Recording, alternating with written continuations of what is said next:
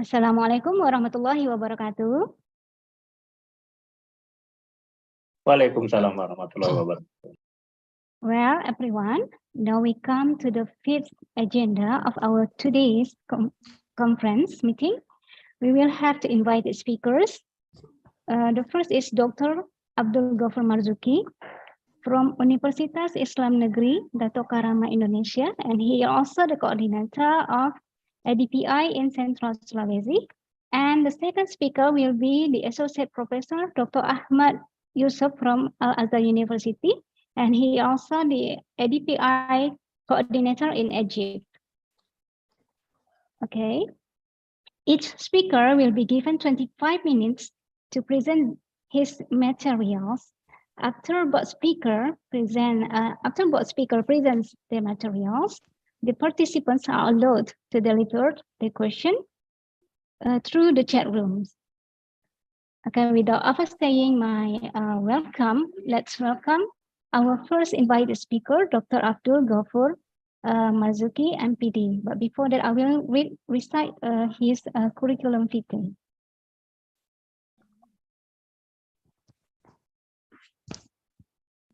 Okay.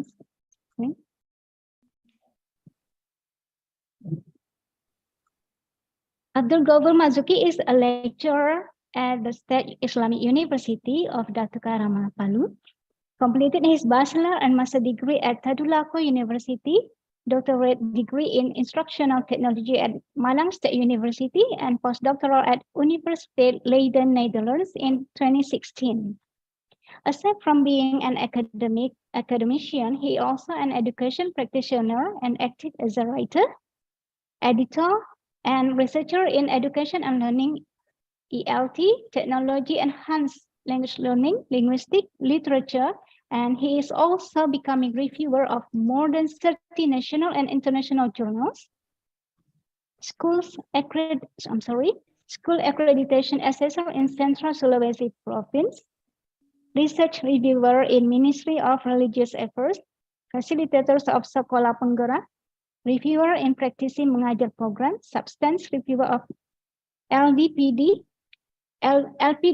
scholarships, and a core administrator of several professional and social community organizations.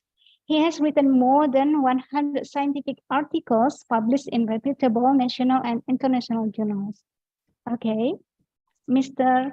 Dr. Abdul Ghaffar Marzuki, MPD, time is yours. Right, thank you very much, Bu Loli. Is my voice audible? Yes, sir. Okay. Assalamualaikum warahmatullahi wabarakatuh. Waalaikumsalam. And good afternoon, everyone. Good afternoon. Okay, firstly, allow me to share my screen first. Okay, can you see my screen? Yes, sir. Okay, right. First of all, I would like to say thank you very much for this great opportunity. I am Abdul Ghaffar Marzuki from State Islamic University of Dato Karama, Palu, Indonesia.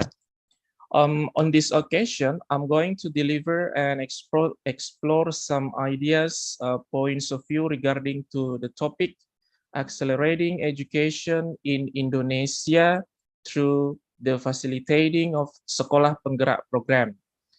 And before touching on the presentation, I'm going to express first my sincere thanks and appreciation to the committees of the Second International Conference on Research and Development 2002, which is hosted by ADPI, Association of Lectures Community Services in Indonesia, in collaboration with some partners who create, arrange, and make this virtual international conference come true. Well, ladies and gentlemen, let's get started.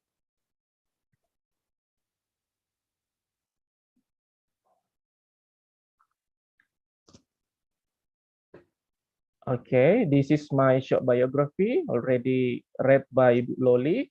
And then now we come to the background.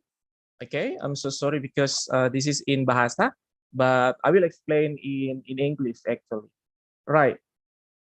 In this background, I'm going to talk about 4 points. The first one relating to education in Indonesia right now or nowadays.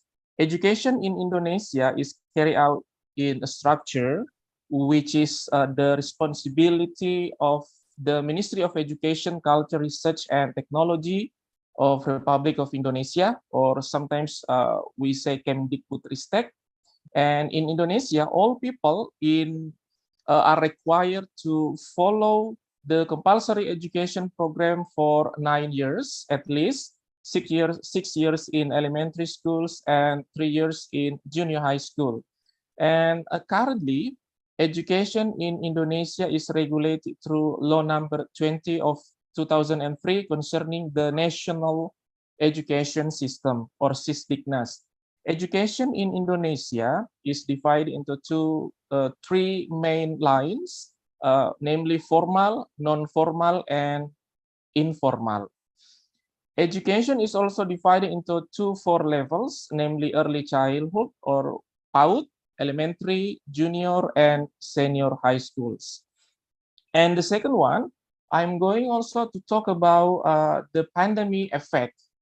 Since the COVID-19 pandemic in early 2020, education in Indonesia has been one of the most affected, where the learning process from school to university levels must be carried out online.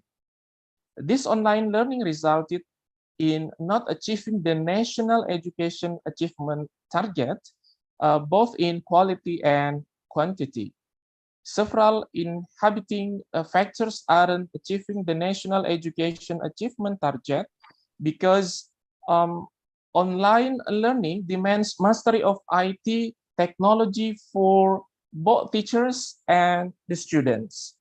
So in addition, the lack of availability of online learning infrastructure and an equal range of internet connections. So these things then encourage the Indonesian government, especially Kemendikbudristek, to make a revolutionary breakthrough by launching the Merdeka curriculum, which is, let's say, becoming a simple solution to catch up and improve the learning system in Indonesia as the whole, holistically and massive. To successfully implement the Merdeka curriculum, the Ministry of Education and Culture launched also Sekolah Penggerak program, Organisasi Penggerak program, and Guru Penggerak programs. And then the third one is that let's talk about a little bit about Sekolah Penggerak. Sekolah Penggerak is a school that focuses on developing student learning outcomes holistically by realizing the Pancasila student profile, which includes competence and character, starting with superior human resources. In this case, the school principals and the teachers. And then Merdeka curriculum. Okay, Merdeka curriculum is a curriculum with diverse intracurricular learning where the content will be more optimal. In this Merdeka curriculum, students are expected to have enough time to explore concepts and strengthen their competencies. Right, let's continue.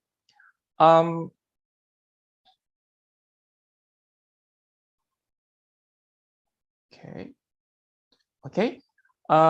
Now let's see the vision. Yeah, Indonesian education vision is realizing an advanced Indonesia that is sovereign, independent, and has personality through the creation of Pancasila students profile.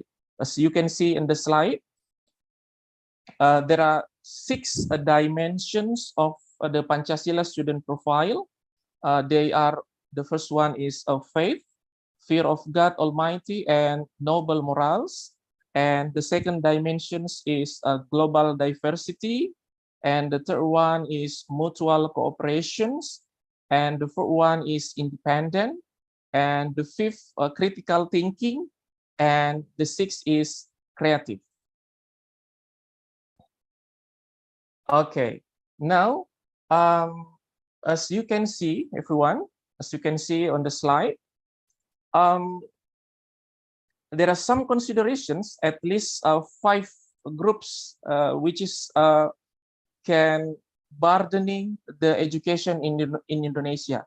And the first consideration is that the ecosystem.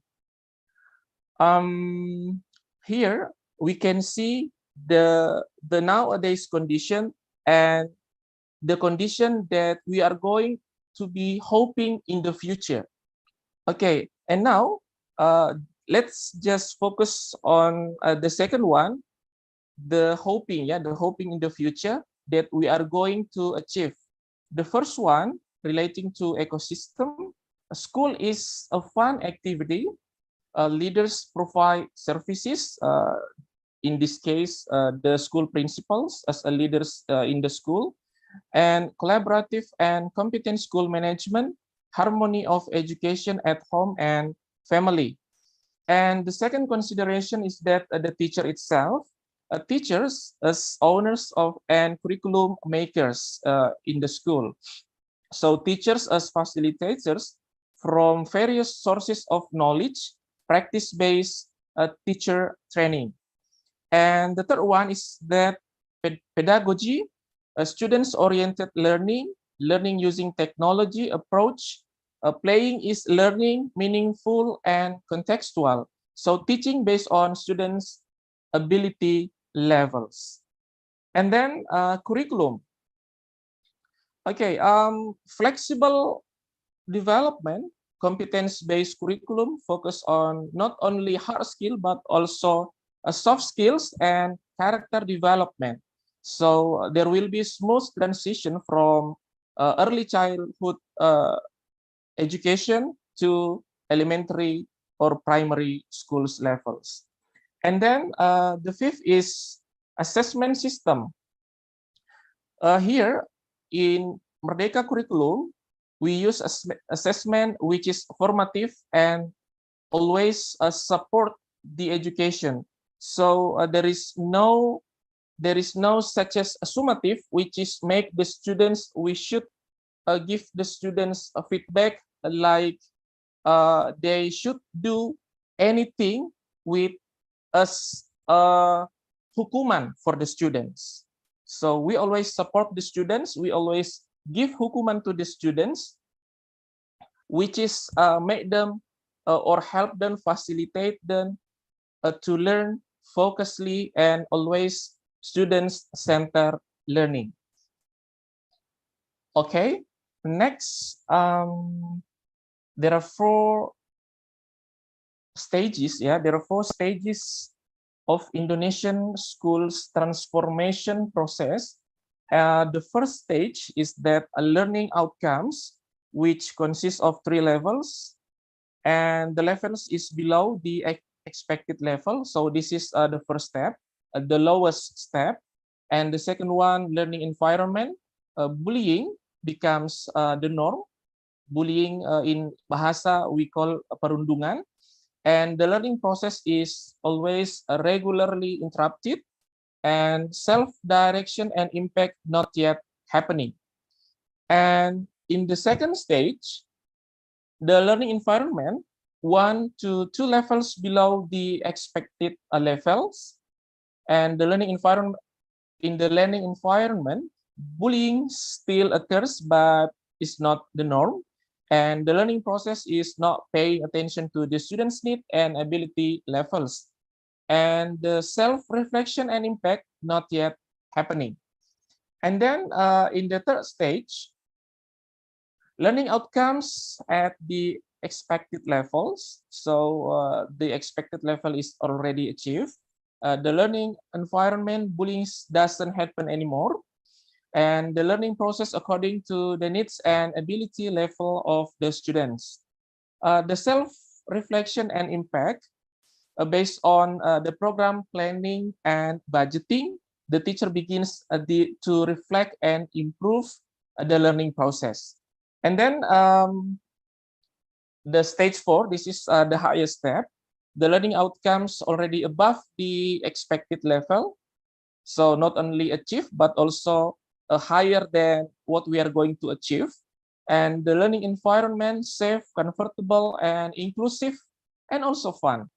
And the learning process is student-centered learning, and the self-reflection and impact is based on the program planning and budgeting. Teacher reflection and learning improvement occurs. Principals and teachers also actively involved to develop the learning communities. Okay, everyone, ladies and gentlemen. Now we come up with Sekolah Penggerak. Okay, Sekolah Penggerak program is refinement of the previous school's transformation program. The program is carried out in stages and is integrated with the ecosystem until all schools in Indonesia become a Sekolah Penggerak program. The benefits that will be obtained for schools implementing the Sekolah Penggerak program are the first one is improving the quality of learning outcomes within a period of 3 years. This is the planning. And the second one, increasing the competence of the principals and teachers. And the third one, accelerating school digitalization. And then opportunities to become a catalyst for change for other educational units. And then accelerating the achievement of the Pancasila student profile and get intensive assistance. And the last one is get additional budget for purchasing books for learning with a new paradigm. Okay, now is the explanation of one by one. Let's say the benefit of assistance of Sekolah Penggerak. The first one is consultative and asymmetrical assistance. The consultative and asymmetrical assistance provided to educate units is a partnership program between Kemendikbud and the local government, where the Ministry of Education or Kemdikbud provides assistance in the implementation of Sekolah Penggerak.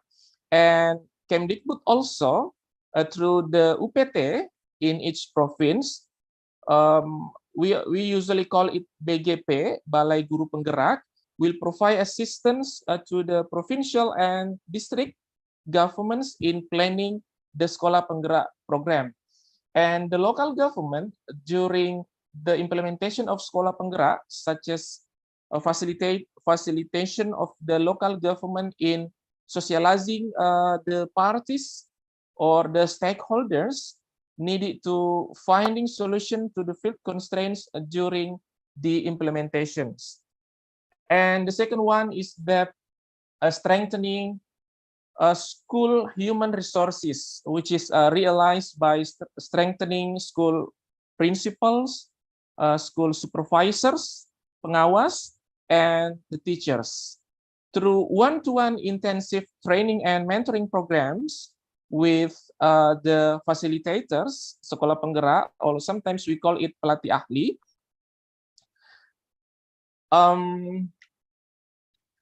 The pelatih ahli or the facilitators will be provided by Kemendikbud, will be budgeted by Kemdikbud Ristek, and the types of training provided to the school principals, the teachers, and the school supervisors are in the form of training on the implementation of learning in the new paradigm, or sometimes we call curriculum Merdeka, and leadership training.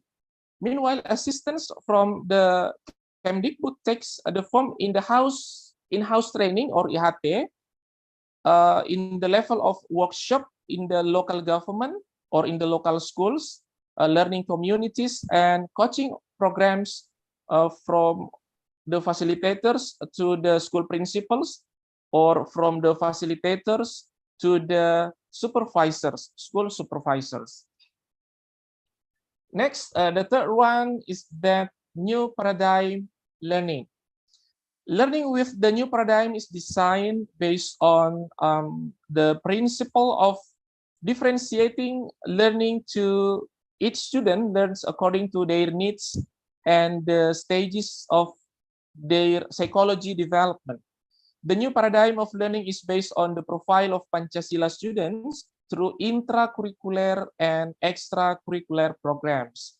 In the intracurricular program, the new paradigm of learning can be learned through differentiated learning with simplify the learning outcomes so that the students have enough time to explore the concept and strengthen the competencies. Whereas in co-curricular programs, the new paradigm learning can be learned through cross-subjects, activities oriented to character development and general competence. Interdisciplinary learning outside of the classroom activities, which can involve the community as well as the local content that is developed in accordance with national and global issues. Okay, now we come to the fourth, database planning. Database planning is one of the interventions given to education units. Database planning can be realized through school-based management programs, where schools may plan based on school reflections. And the fifth one is that school digitalization. So this is also the benefit becoming joining the Sekolah Penggerak programs. School digitalization refers to the Kemdikbudristek will provide assistance in the use of various digital platforms aimed at reducing the complexity, increasing efficiency, and adding inspiration with customized approach. Okay, ladies and gentlemen. So, who are involved in Sekolah Penggerak program? So, based on the slide, we can see the first one is Pemda or local government, and also facilitator or pelatih ahli, and also school supervisors, school principals. Komite Pembelajaran Guru means some teachers which are assigned by the school principals as a representative of the school in joining the in-house training or the loka karya or workshop, and teachers itself and also the students. Okay, now let's go to the facilitators role. Facilitators are challenged to implement knowledge about the structure and let's say upgrade knowledge about the independent curriculum, the latest educational paradigm, and to carry out let's say collaborative work between schools, education units, communities, or even the parents. Next, the types of facilitators assistants. The first one is that resource persons at the curriculum workshops. So the facilitator or the pelatih ahli will become the resource persons in each curriculum workshops. The second one is community of practitioners workshop for supervisors and assessment workshop, tolerance workshop. This is the kind of workshop. Facilitation workshops for supervisors, principal leadership workshop, visits to partner schools, reflection for educational unit. Educational unit here means the school, stakeholders forum, and school level or PMO forum. And the last one is reflection at the end of the school years. Okay, this is the last slide of my presentation. Based on this explanation that I said before, all these Sekolah Penggerak assistance activities are expected to accelerate the quality of national education on the macro and micro level so that it will also gradually contribute to increasing Indonesia's Human Development Index, HDI, globally in the context of competition in the society era 5.0. Okay, thank you very much. Assalamualaikum warahmatullahi wabarakatuh. Waalaikumsalam warahmatullahi wabarakatuh. Thank you, Dr. Abdul Marzuki. Well, participants, we will welcome Prof. Ahmed Yusuf from Al-Azhar University first. After that, we will have given the speakers, invited speakers, the questions. Okay. Well, Prof. Ahmed Yusuf. Assalamu alaikum. Okay. But before that, I will recite.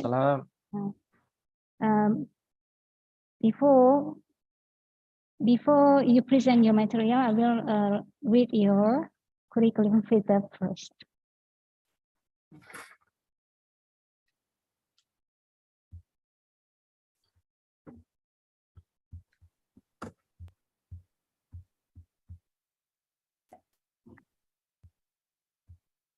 Associate Professor Dr. Ahmed Yusuf.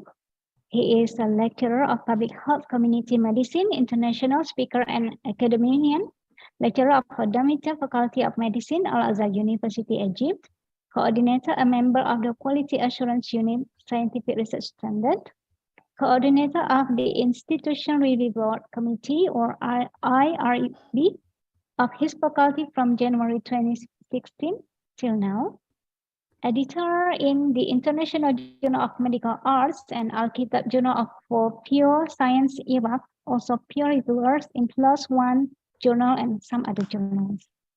Head of Surveillance Team for Infectious Disorders in Al-Azhar University Hospitals, Damietta, Egypt from September 2016 till now.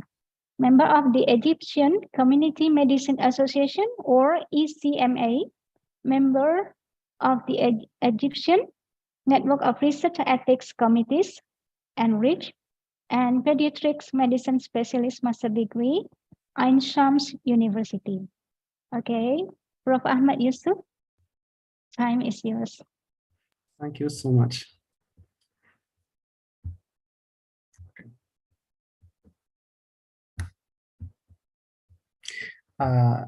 Is my voice is clear?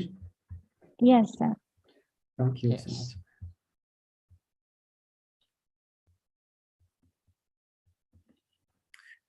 بسم الله الرحمن الرحيم. الحمد لله والصلاة والسلام على رسول الله صلى الله عليه وآله وصحبه وسلم تسليما كثيرا. In the name of Allah, the best gracious, the best merciful. I'm very happy to participate in this wonderful conference, and I especially thank for the president of the conference and all of this brilliant organizing committee, Mrs. Luli, Mrs. Miga, and all of kind persons who contacted with me the last video. Thank you so much.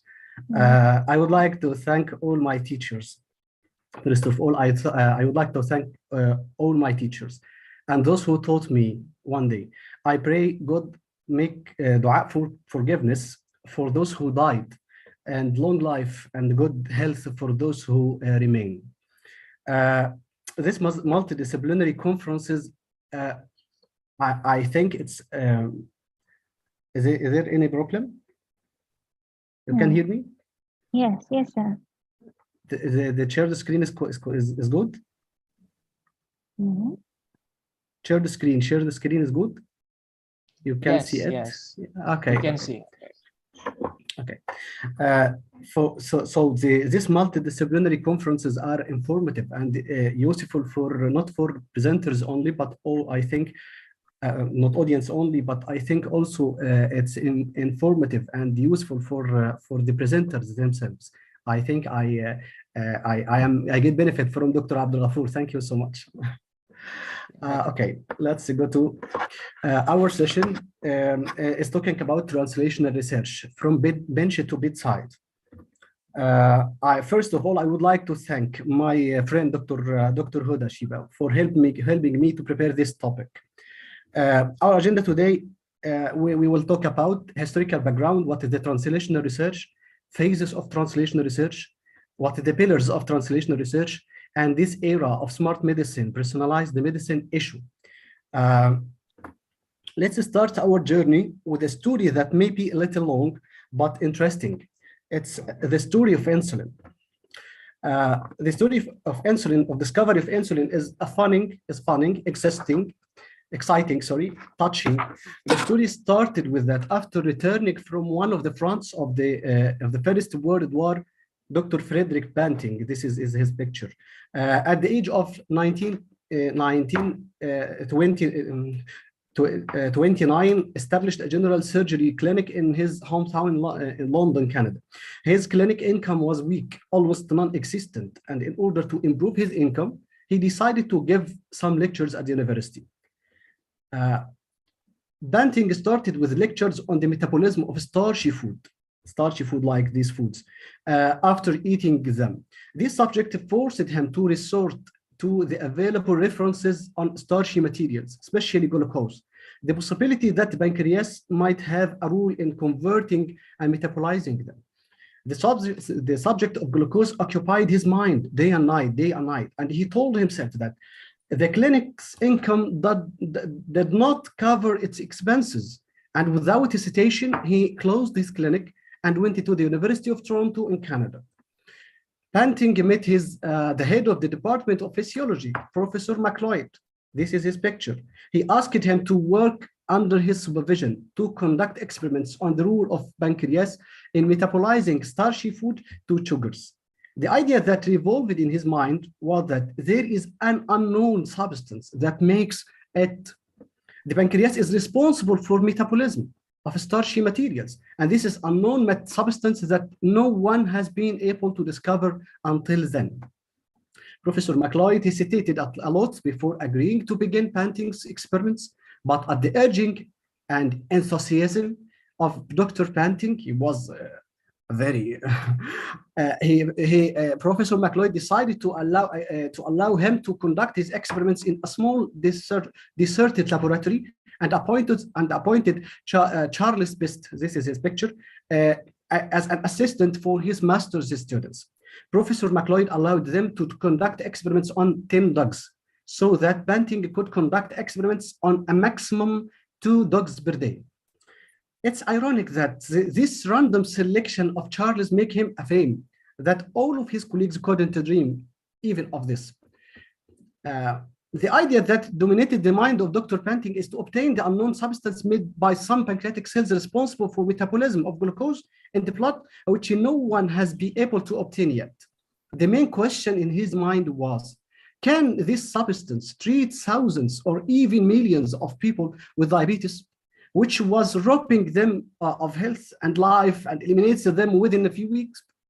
It's funny that Banting was roaming in the dark back streets of Toronto, looking for any stray dog for his experiments. The number of dogs allocated to him from the university was very, very, very scanty and few. And the dogs in Toronto was very expensive. So experiment dogs were dying one by one in Dr. Banting lab. And at the turn of dog number 13 and 90. After he had pancreatic duct ligation, Banting and Best confirmed that all pancreatic cells have been destroyed.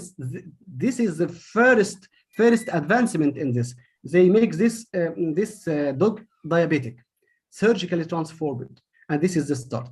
And they keep on their experiments till dog number 410 entered history from its widest doors as the first diabetic patient to be treated with insulin.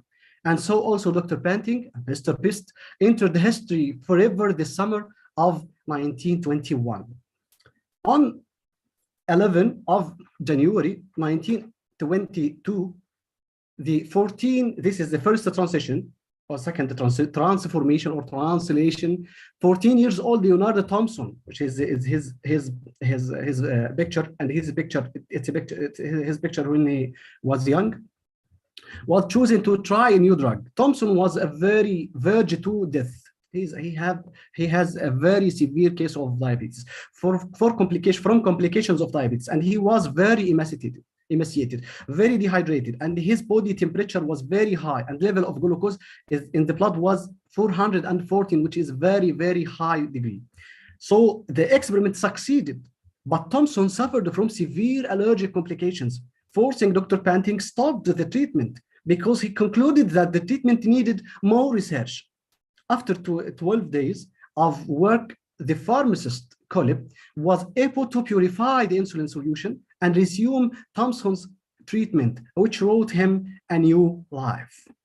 Then transformation after that, or translation after that, the world knew no insulin, Dr. Panting, all of these lab successes followed after that. 1923, by 1923, about 2,500 children and young people were treated with insulin in Canada and America. And then rest of all worlds they get benefit from this revolution. When the names of Nobel Prize winners were announced in 1923, the prize was given equally to Dr. Panting and Professor McLeod. Panting refused, saying that one who slept in lab with the dogs was not McLeod, but Mr. Pist.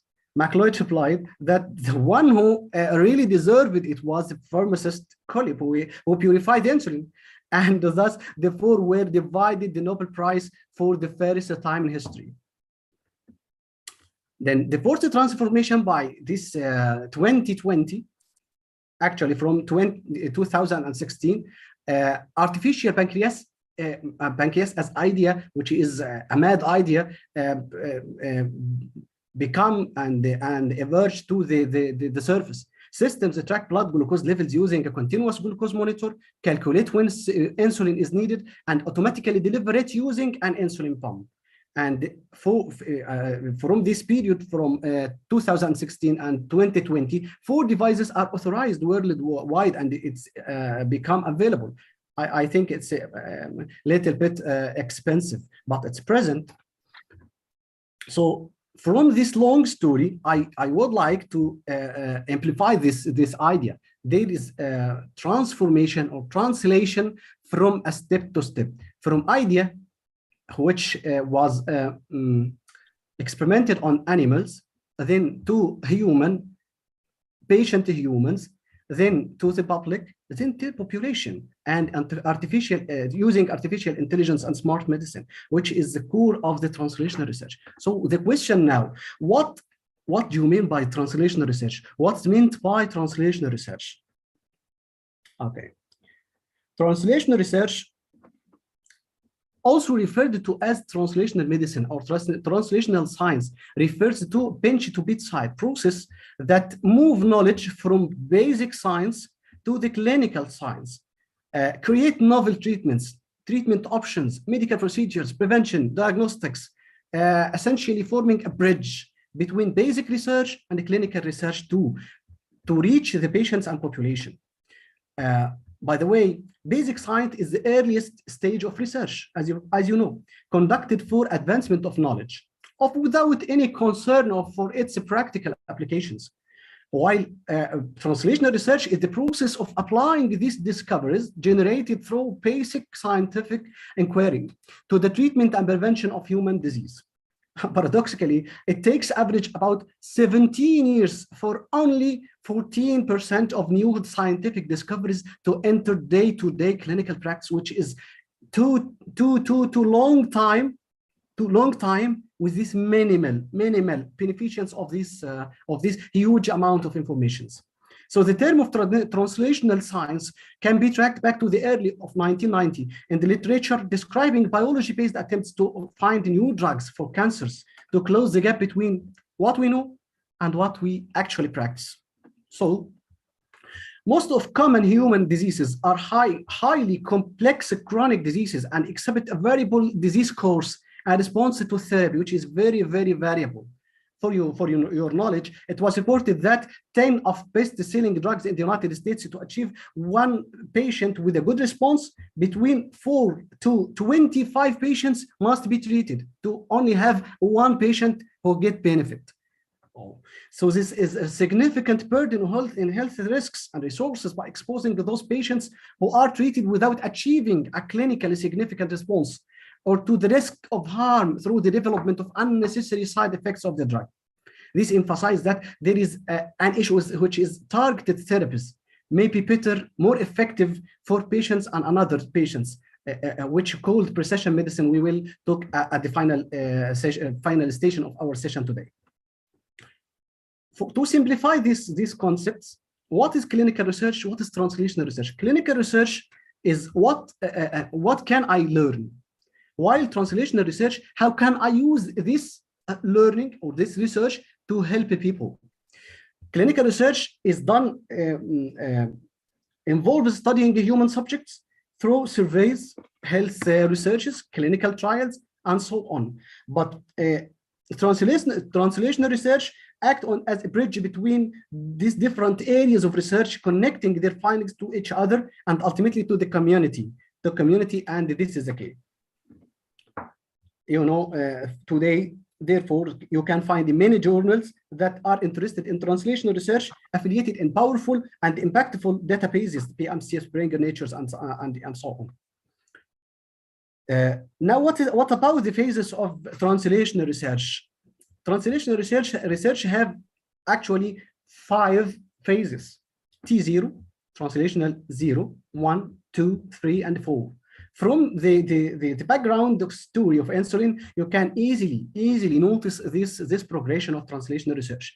Discovery science, preclinical study on animal, then translated to humans, patients of humans, then into practice, then into the community. Let's take it one by one. The first phase, which is referred to as T0 and T1 research, is the process moving discoveries made in the laboratory into new treatments to improve human health. Researchers who develop the vaccines are one example of work that's done in this stage.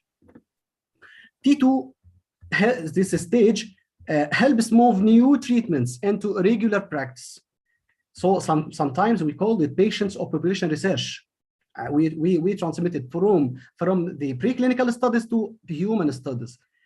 Scientists who conduct initial tests of medicine or health treatments in groups of volunteers, this is like T2. T3, which promotes the movement of evidence-based clinical discoveries into widespread health practice. If we think about our vaccine example, the researchers who help bringing these types of treatments to large groups of people would be working in the T3 stage.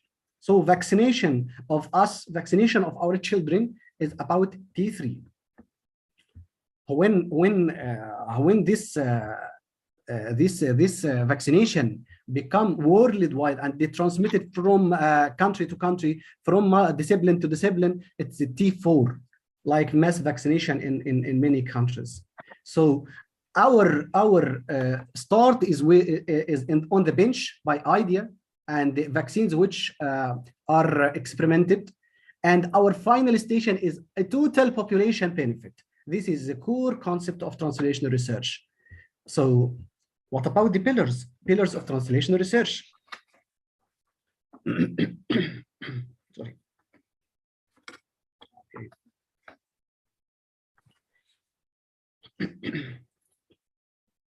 Pillars of translational research, the process of it based on main 3 pillars: practice, policy, and the research. Practice, which is accomplished by the community members and practitioners, which is the new concept I have to stress on. The policy, which is policymakers' rule. Research, which is the researchers' rule.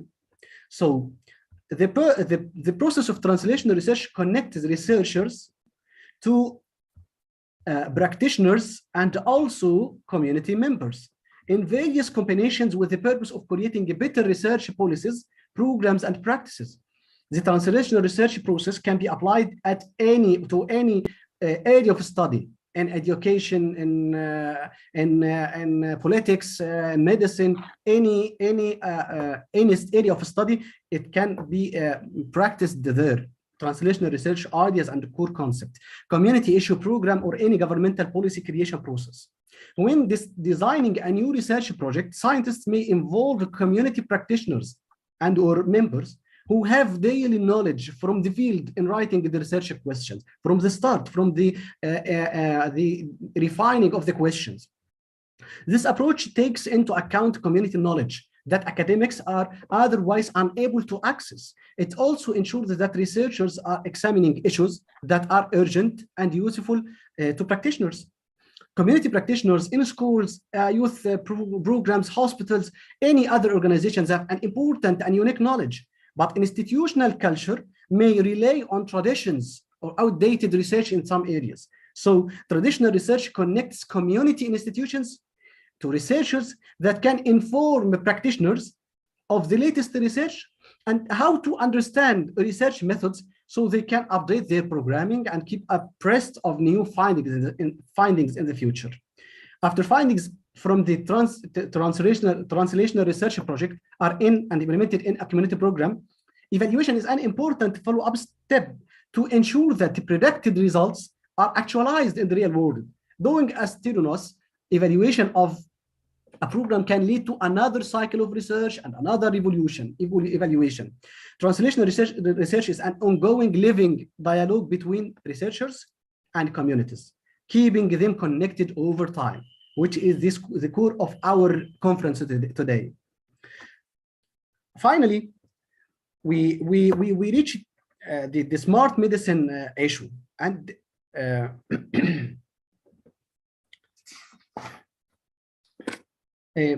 I will explain the meaning of this through the quotation of Dr.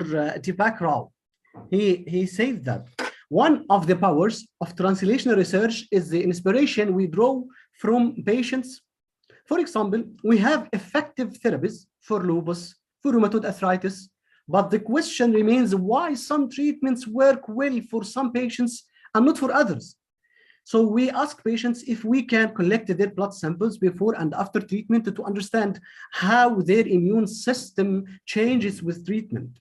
The technology we have now allows us to see these changes in remarkable detail.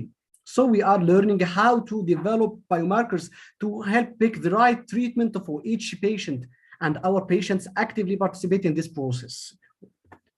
So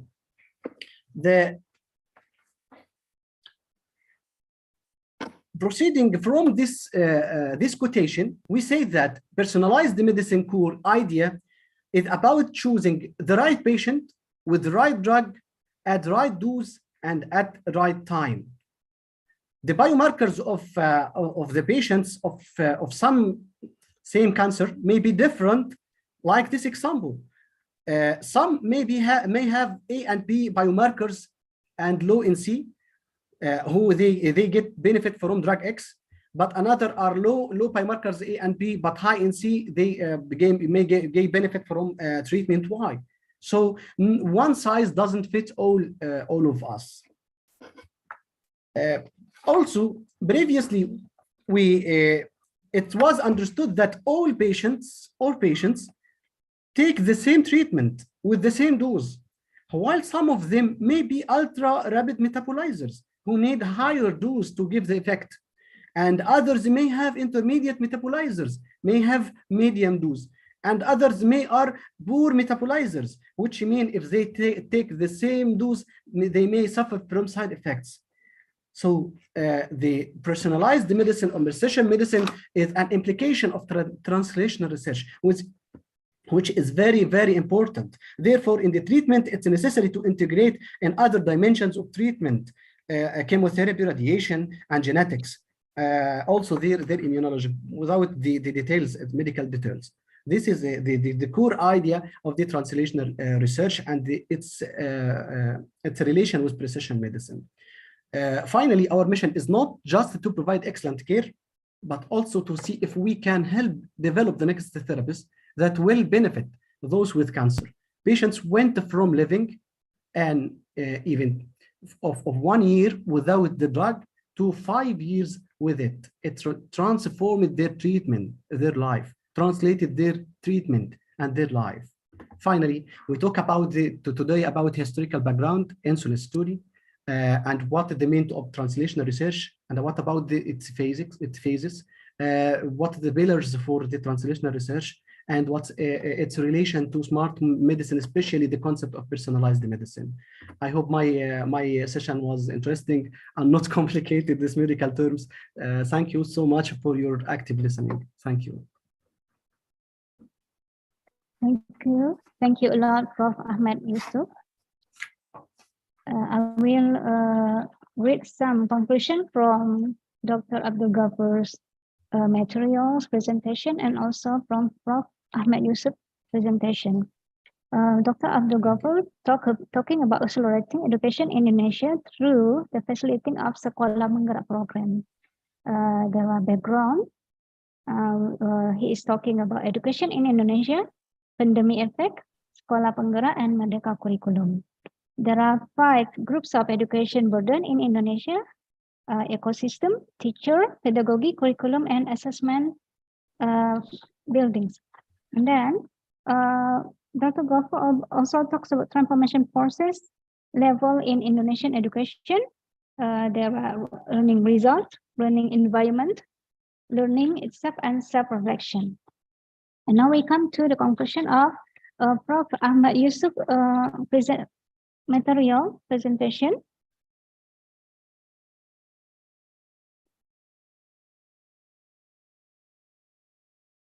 This is about historical background, traditional research from bench to bedside, traditional research to clinical research. The agenda is historical background, how did insulin found, and then clinical research vs translation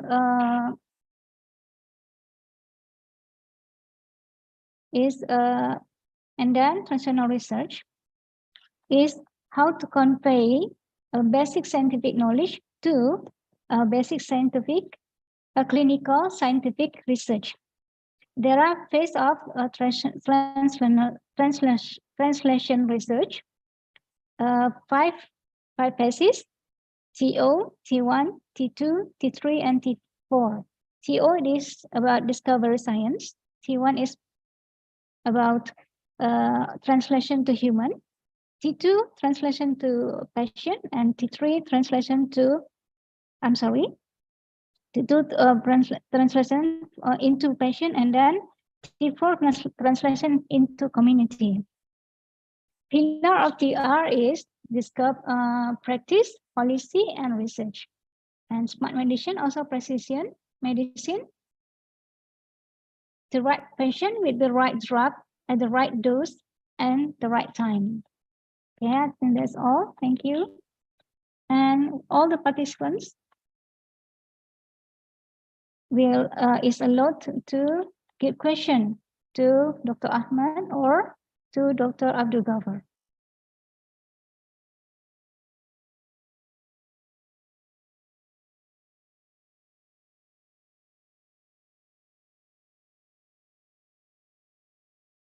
Okay, participants, you can raise your hands or you write your question on the chat room.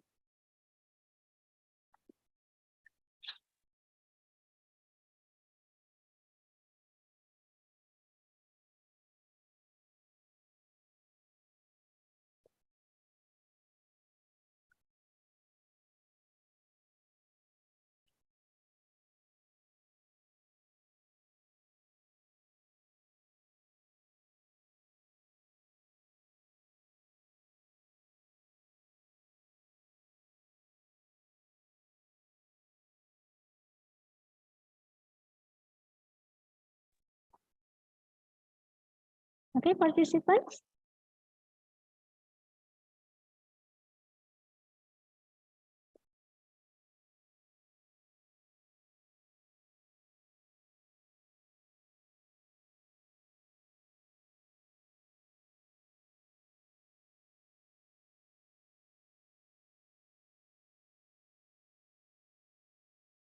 Ibu Yohana.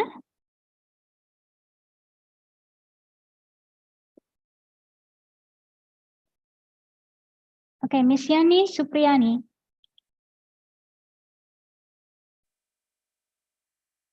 Miss Yani Supriyani, you have question?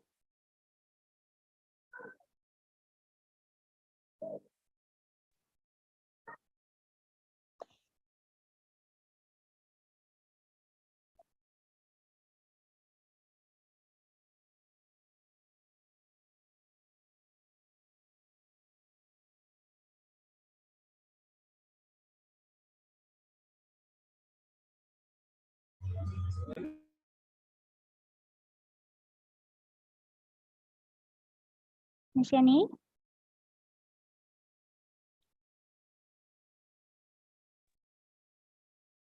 Excuse me, Miss Loli, I have a question and I put it in my chat box. Yeah, okay. Could you, sorry.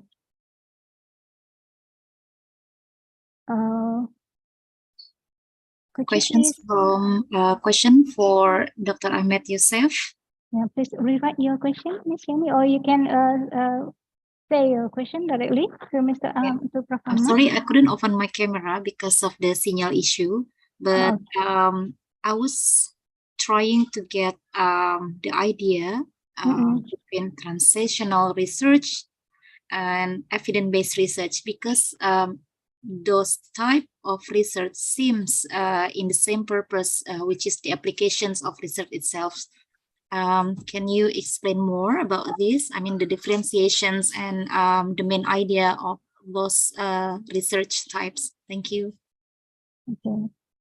Okay, Prof. Ahmad. Thank you so much for this wonderful question. Actually, the basic concept of both types may be interplay, may be common, but the core difference between both of them, translational research, when you are formulating the question from the start, your aim is to apply this question to some benefit of the population. Okay, this is the first or the core of translational research. When you formulate the research question and idea, you think about how people will benefit from it, not like other basic science information ideas, which is very important too. But I think translational research, the ideas which have applications after that, I think it needs more stress, more effort from us. This is the first one. Evidence-based medicine, evidence-based research has three components. The first component related to the physicians. The second component related to the researchers. The third component related to the patients. So when we talk about evidence-based medicine, there is scientific knowledge data which come from researchers. There is expertise, which experiences which are present there in each of the physicians or each of the researchers who are dealing with patients.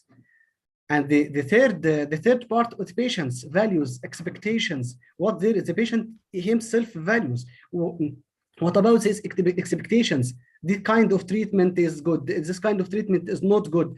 All of these three pillars make the evidence-based medicine, evidence-based research.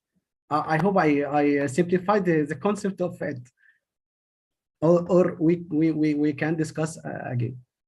Yeah, okay. I think I get the idea, but translation means bring the concept or the theory into practice. So you can get the benefits and the advantages to the patients. How to translate the theory into real practice, and then it's going to be useful for the patients, things like that. Yes. Yes. And evidence means that the knowledge generated from the research, and then how to use those knowledge or those kind of product into the patients. Yes. Can I say also? Yes. Another concept. Each country may make its evidence based by itself. If any country, you know, Indonesia may have culture which contradict or not coinciding with the culture of Egypt, like for example. So the patient values may be different from both of them. So Egyptian guidelines may be different from Indonesian guidelines in certain issues, in certain diseases, and so on. This is the core difference between both of them: translational research, idea, application. just only. But evidence-based, the other three pillars must be put into consideration. Okay, can I have one more issues related to this? Yeah. We often heard about research that is statistically significant, but it seems it's not really clinically significant in evidence-based practice. Yes. Yes. How about the translational research? Can we also bring this kind of issues in the translational research between statistically significant and clinically significant? For simplify of our audience about this topic, any you know, if you have a question regarding that drug is effective in the treatment of this problem or not, we will have to make an experiment to prove or disapprove this hypothesis. Okay. Yes. When you want to do that, you will have two stages. You will transfer from one to other. The first, when you implement the experiment, you will have catch data, which with data is maybe numbers or observations. The statistical significance of this data is the first stage, okay? But the statistical data not all the time mean that there is clinical significance. When the data are give you a conclusion that this treatment is effective, it may be not effective. So this is a statistical significance. The other step, or the next step, is the clinical significance. Clinical significance accomplished by many researches and the secondary researches like meta-analysis, systematic reviews, the analysis of this data and a connection with the clinical expertise. This is clinical relevance or clinical significance. So this is two different stages. And translational research, both are put on consideration. You start with experiments, take different stages, and till you find the clinical impact of this research on the population, on the community at all. So the translational research put the both concepts in mind. Start with the statistical significance till and end with clinical significance in population. For example, COVID-19 vaccines. This is all of us are faced this issue today. COVID-19 vaccines start with some experiments, preclinical study, clinical studies, phase 1, phase 2, phase 3, then approval, then population. When the stage while the stage of the preclinical studies and the clinical studies, it may give a clinical significance, statistical significance for certain vaccine. But when we apply this vaccine in the population, it may be not like the results of the experiments or the preclinical studies. So translational research from the idea till the population, this is translational research. Start with statistical significance from the preliminary studies, then application of these studies on population and the follow-up of their consequences of their results and so on. I hope I clarified the idea. Yeah, absolutely, Doctor. Thank you so much. It's getting clear now. But one more thing, in translational research, should the research be in RCT? Randomized control trial? No, but there is levels of evidence for each type of study. But the top of them, RCT is the top of their evidence. Systematic review meta-analysis guidelines, which or synopsis, which based on clinical RCTs are most powerful, more than others which based on cohort studies, cross-sectional studies, case-only studies, and other types of studies. Okay, thank you very much, Dr. Ahmad Yosef, and thank you, Ibu Loli, for the time. Thank you so much. Okay, you're welcome. Now we have a question for Mr. Gafur from Anovan ITB. He asked about what are the special tips to qualify as a school penggerak coach. Thank you. All right, thank you very much, Pak Anovan. Okay, probably you're going to apply, ya. You are going to apply as sekolah penggerak facilitators. I think right now, for 2022, there is no more eligible application, but just waiting for the next year. Probably it is open requirement again. So regarding to the qualification, you may have a look the website of Sekolah Penggerak GTK. So there are a lot of qualifications there. So you may match with your qualifications and also the administrative requirements. So it's better for you to check or click the GTK Kemdikbud Sekolah Penggerak. Okay, because there are a lot of qualifications there you should fulfill. Thank you, Pak Novan. Okay, thank you to Ms. Yani and Mr. Anovan. I think this is the end of our session. And the sixth agenda will be the third parallel session that will be for room 10, 11, and 12. Okay, thank you, Dr. Abdul Ghaffar Marzuki, MPD, Welcome. and thank you very much, Professor Dr. Ahmad Yusuf. Thank you so much. Thank Assalamualaikum you for having me. warahmatullahi wabarakatuh. Waalaikumsalam warahmatullahi wabarakatuh.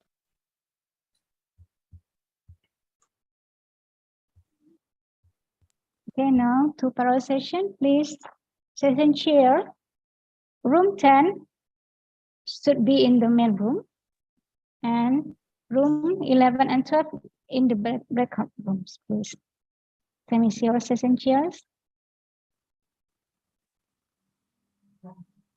Oh, I'm sorry, I forget to tell you that Dr. Abdul Ghaffar, MPD, and Professor Ahmad Yusuf, there were certificates that will be presented for you from ADPI Indonesia.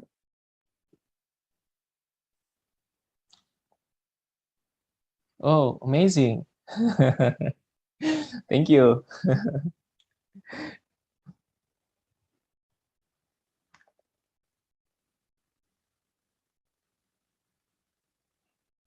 Okay. And for Prof. Okay, thank you, Prof. Thank you, Dr. Abdul Ghaffar. Welcome. Anytime. Assalamualaikum warahmatullahi wabarakatuh. Waalaikumsalam warahmatullahi wabarakatuh. Session chair, please.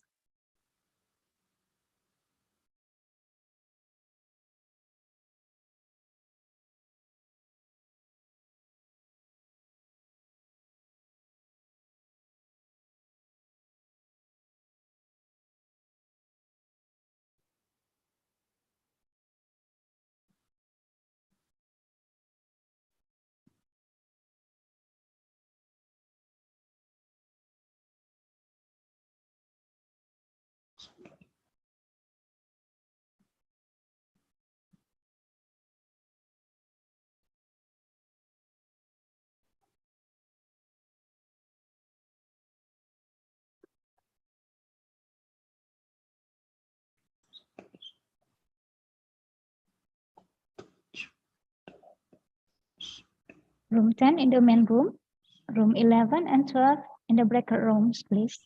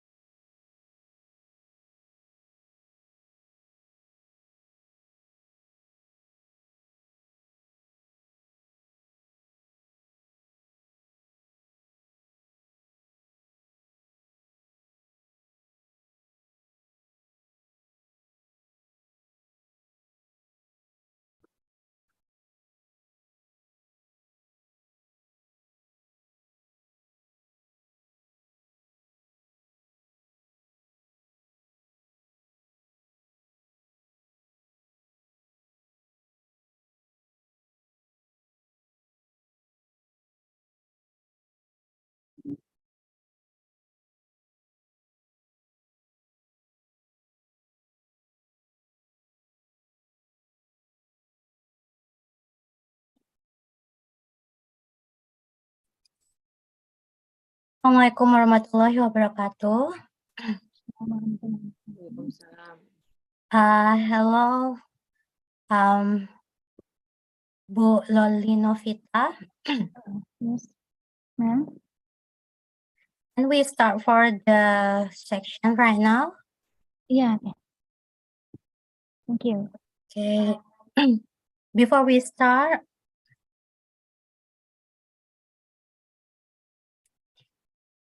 may I know the presenter for the first paper, please?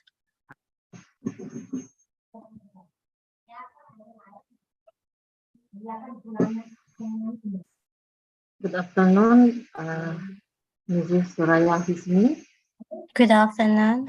I am Fitria Saftarina. I am one of the presenter in room 10. Pleased to meet you, Bu Nice to meet Fitria. you.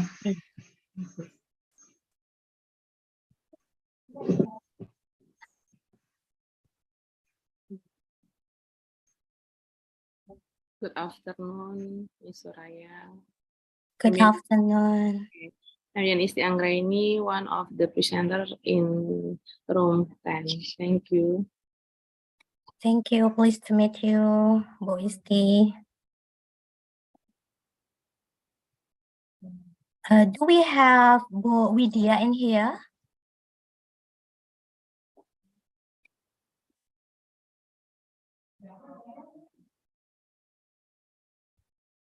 Excuse me, do we have Bu Widya in here or another representative for the paper?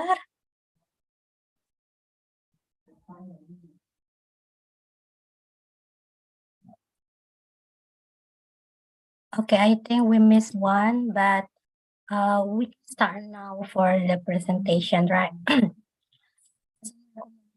Wabarakatuh. Good afternoon, the distinguished scholars, participants, and academia. Greeting from Indonesia, and thank you very much for attending this session as a part of the second International Conference on Research and Development with theme Hospitality of Eco, Agro, and Rural Tourism in Social, Cultural, Economic, Business, Technology, and Educational Perspectives. Ladies and gentlemen, please allow me to introduce myself. I'm Zurael Hizmi from Lombok Tourism Polytechnic. It's very honor for me to be a session chair for our excellent speakers. These sessions will discuss health, and every presenter will be given 10 to 15 minutes in total to present their papers. All participants are allowed to ask questions by sending them to us through the chat box or using the right hand icon for directing asking questions. So to start with, I'd like to call the first speaker or the representative from Poltekkes Kemenkes Bengkulu with the paper entitled Analysis Factors Related to the Fatigue of Chronic Renal Failure Patients in Dr. M. Yunus Hospital of Bengkulu. Is there any representative for this paper?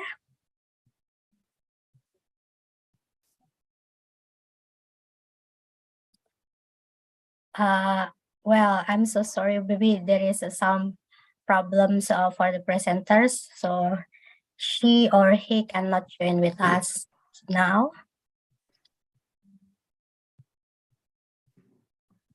Well, maybe we can move to the second paper presenters. It's from Lampung University with the title Pesticides Exposures as a Risk Factor for Type 2 Diabetes Mellitus on Agricultural Community. This paper will be presented by Dr. Fitria Saftarina, right? Right. Ibu Fitria, are you ready for the presentation? Yes. Yes, I'm ready. Okay, the time is yours, Bu. Okay, thank you, Mrs. Suraya Hismi, for giving me the chance to present my research. Assalamualaikum warahmatullahi wabarakatuh. Waalaikumsalam warahmatullahi wabarakatuh.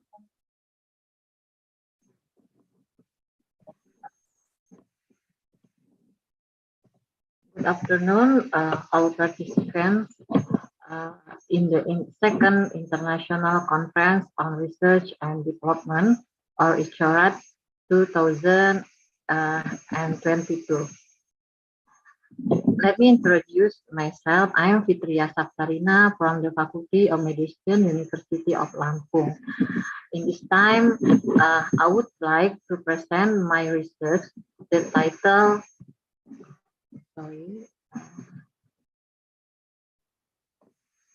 The title is Pesticide Exposure as a Risk Factor for Type 2 Diabetes Mellitus on Agriculture Community.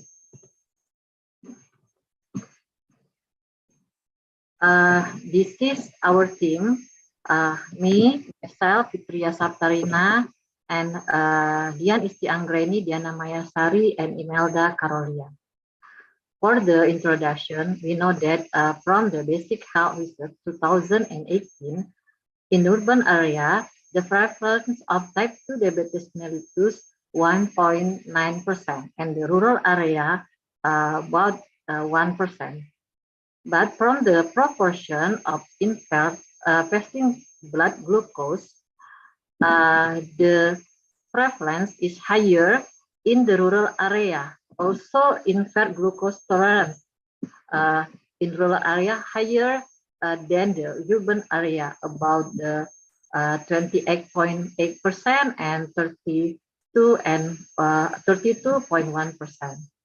We know that the non-modifiable risk factor for type 2 diabetes mellitus, the family history or genetic, and the modifiable risk factor, obesity, lack of physical activity, smoking, hypertension, dyslipidemia, and diet, and the exposure from the endocrine disruptor component like a pesticide. And then from the systematic review, we identified that the 22 study on pesticide correlate to type 2 diabetes mellitus. Data suggests that association between organochlorine exposure and type 2 diabetes like DDE, hepatchlor, DDT, and transcornchlor show similar association with type 2 diabetes. And the mechanistic studies support a link between organochlorine and insulin resistance. The incidence of type 2 diabetes mellitus in Lampung province about to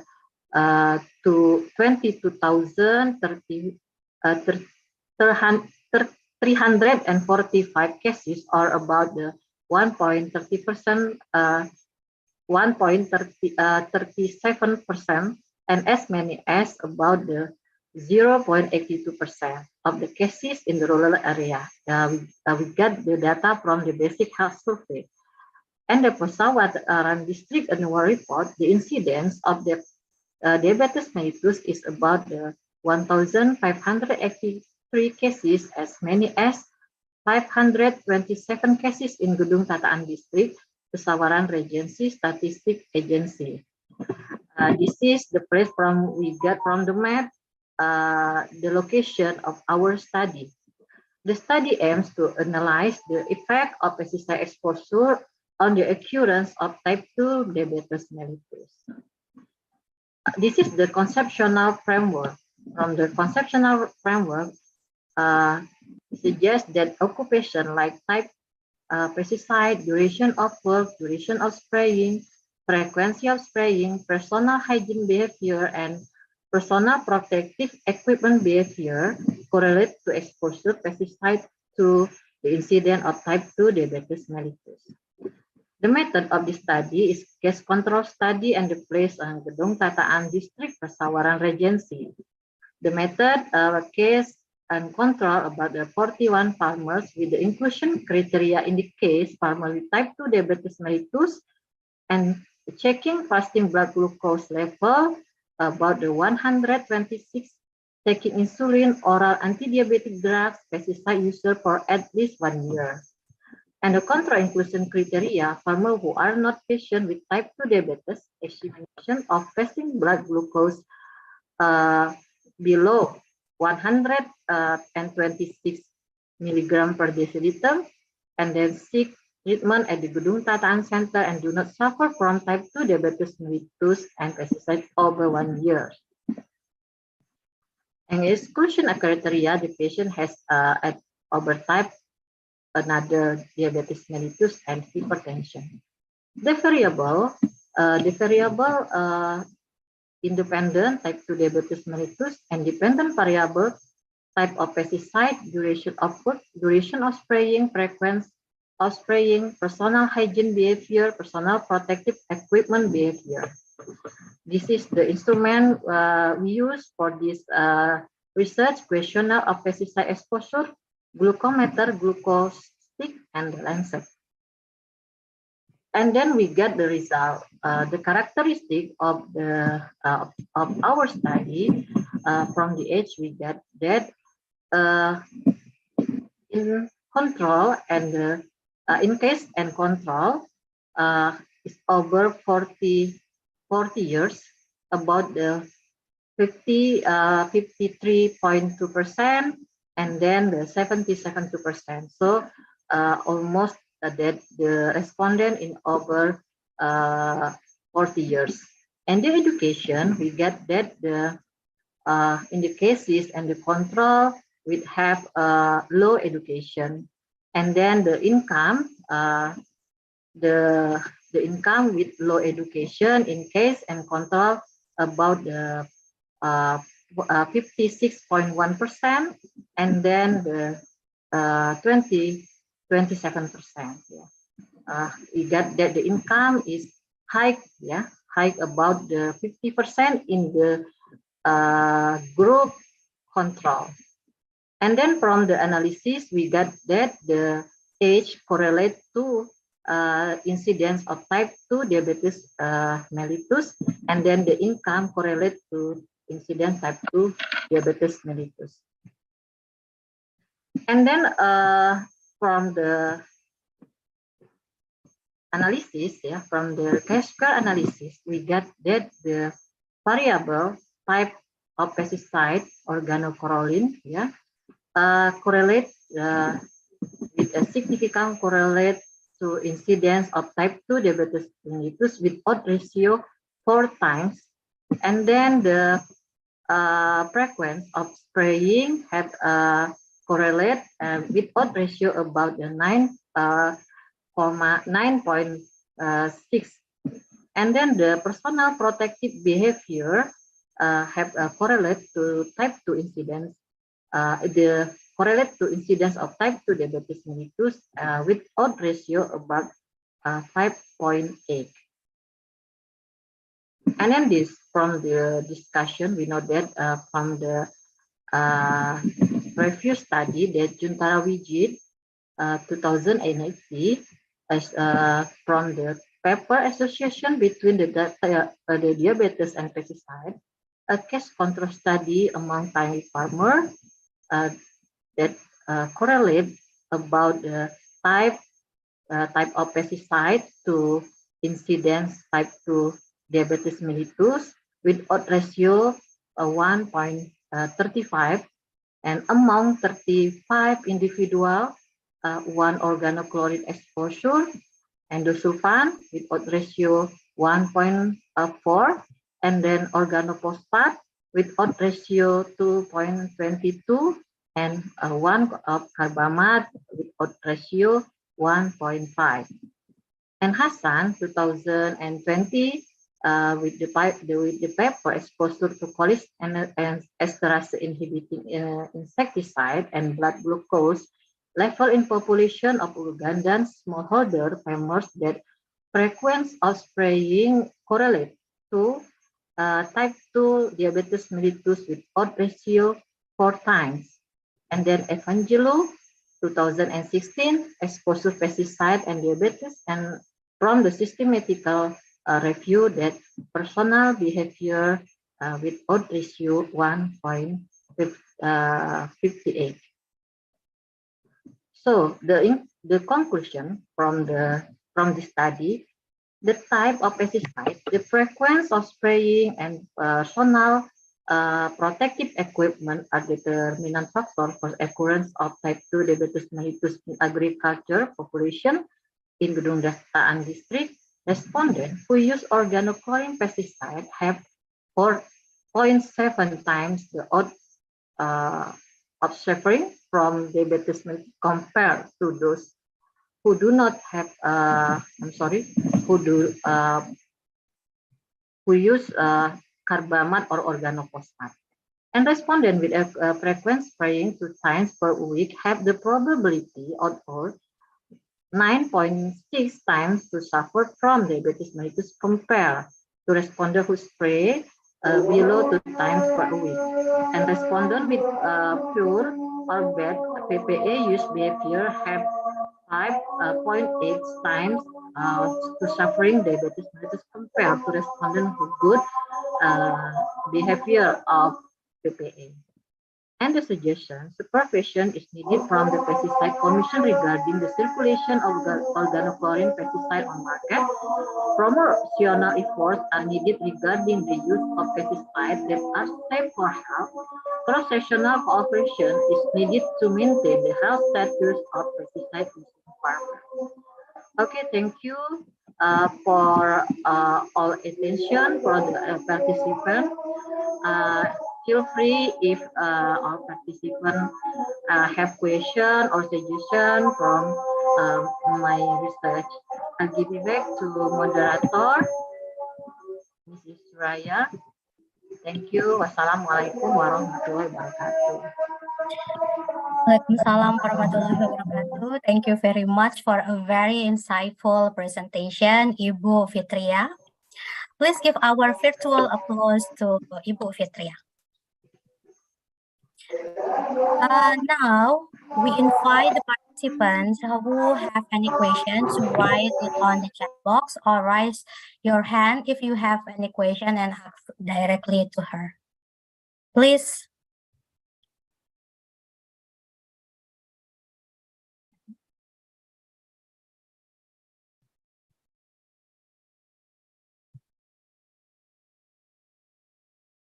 Well, we still have 3 minutes left for the first speaker.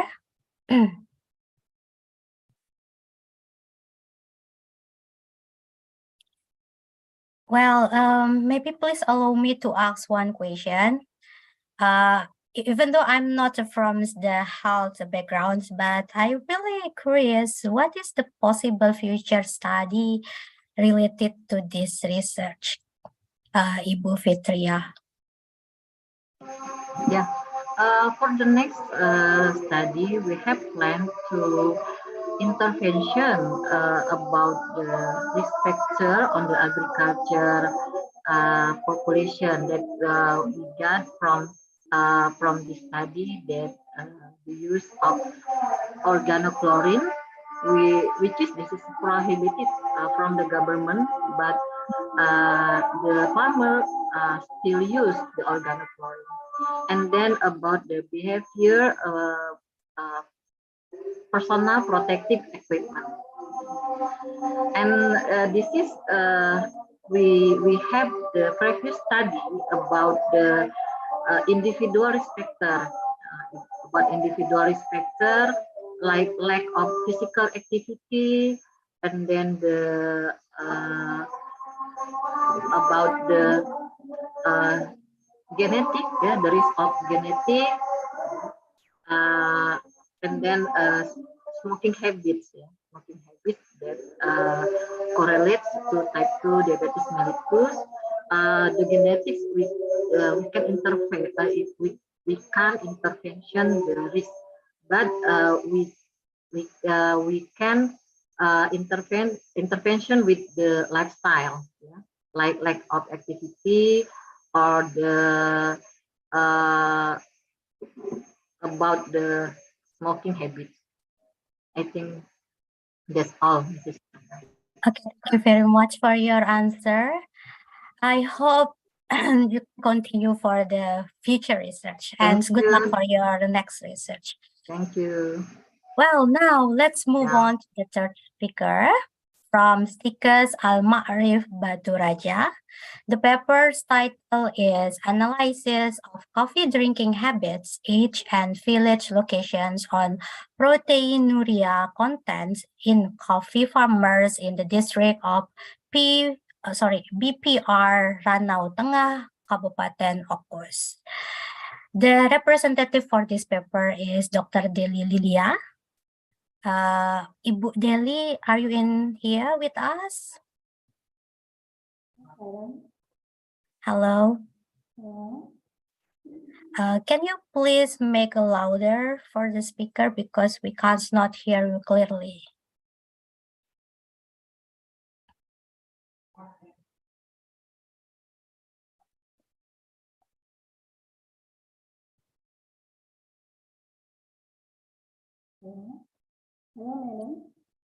I'm so sorry, still unclear enough.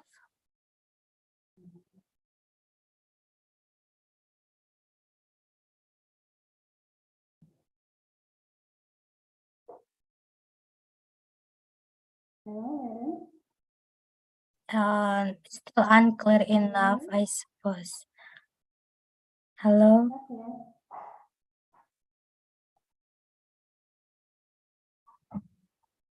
Hello?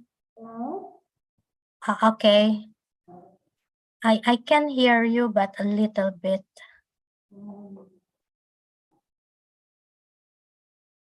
Thank you, Madam Suraya Hipni.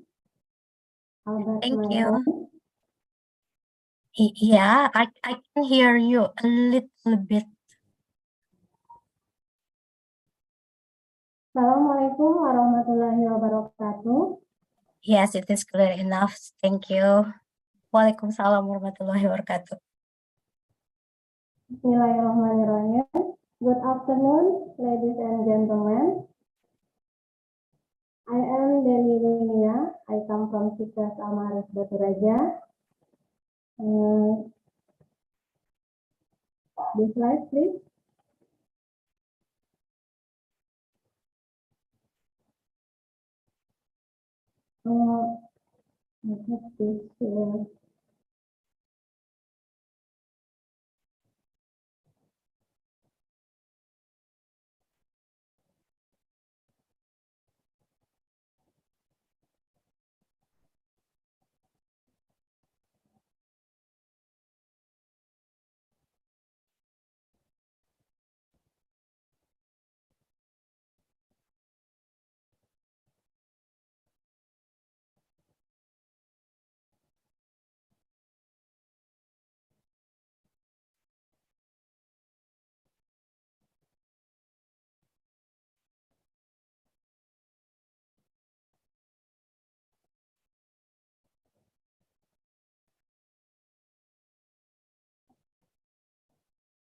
You know this? Yes, everyone knows. This is a cup of a coffee that smells and tastes very good. But be careful when consuming it if it comes from unhygienic processing.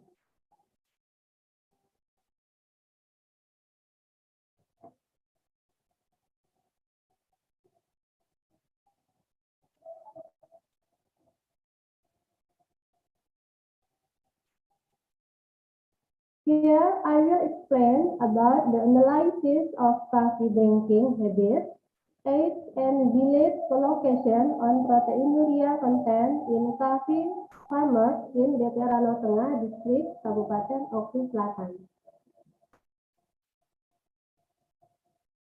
In the post-harvest process, coffee is very susceptible to infection by microbes, especially from the fungus group capable of producing ochratoxin A. These toxin compounds are capable of causing kidney poisoning and carcinogenic, mutagenic, and teratogenic.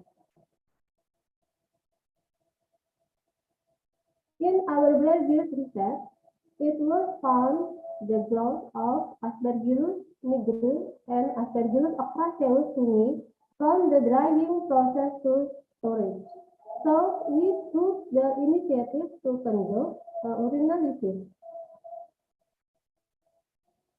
Analysis on coffee farmers by looking at the protein content in the coffee farmers' urine. When the Sorry, result, excuse me, Ibu Deli. Sorry, we cannot see your slide. Can you please click on the share screen and then slideshow?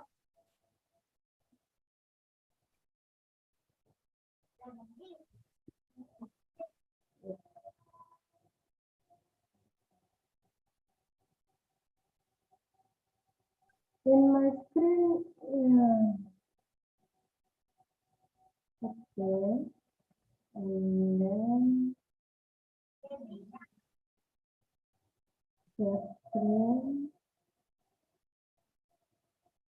yeah.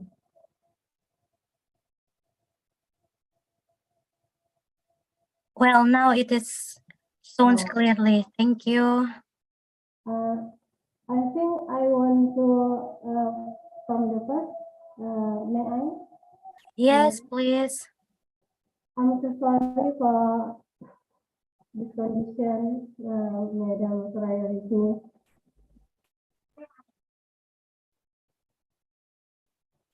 Okay. You know this? Yes? Everyone knows this is a cup of coffee that smells and tastes very good. But be careful when consuming it if it comes from unhygienic processing. Here, I will explain about the analysis of coffee drinking habits, age, and village location on proteinuria content in coffee farmers in Daerah Tengah District Kabupaten Oku Selatan.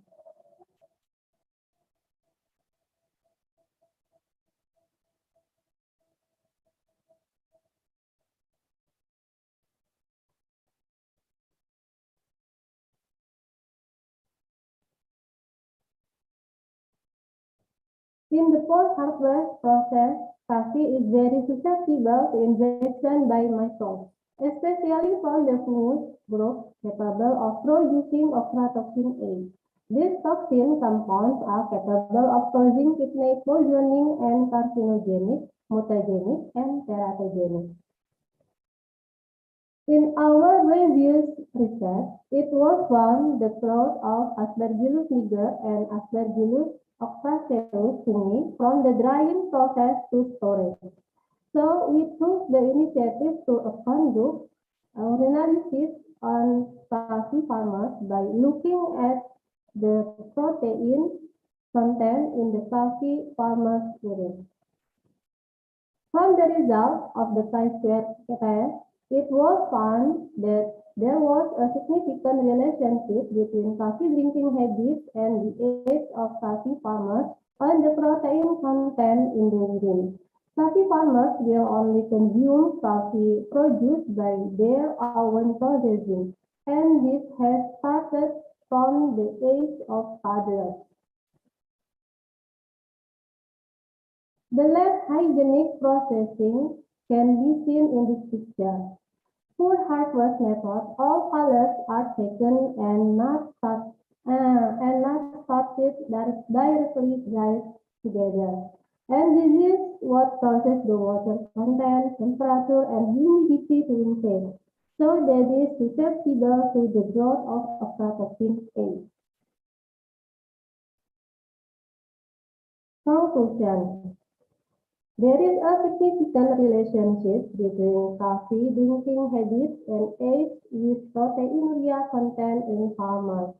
There are indications of contamination of ochratoxin A in farmers' coffee grounds with the growth of fungi, Aspergillus niger, and Aspergillus ochraceuus. Of course, further research needs to be done on a complete examination that includes blood samples, urine cultures, and bacteriological examinations to determine the presence of impaired kidney function in coffee farmers. That's my presentation this time. Stay healthy and keep the spirit. Thank you for your attention. Assalamualaikum warahmatullahi wabarakatuh. Waalaikumsalam warahmatullahi wabarakatuh. Thank you very much for the nice presentation, Ibu Deli. Maybe we still have a few minutes. Now again, we invite the participants who have any questions to write it in the chat box or using the raise hand icon to ask any questions directly to Ibu Deli.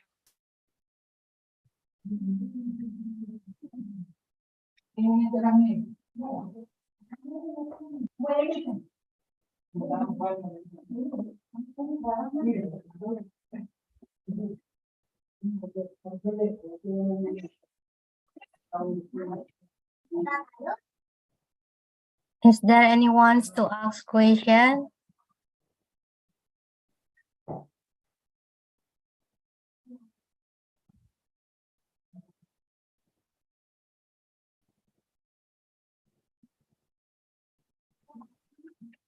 From me, can I ask one question, Ibu Deli? It's a very interesting topic regarding to the coffee drinking habit.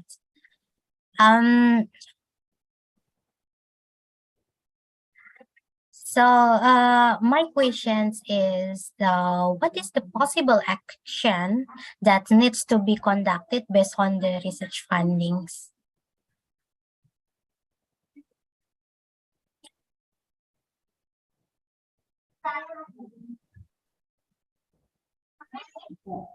Thank you for the question, Madam Suraya.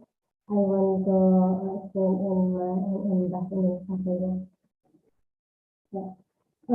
Dalam penelitian kami untuk urinarisis ini, di sini sebenarnya banyak dari penelitian kita tentang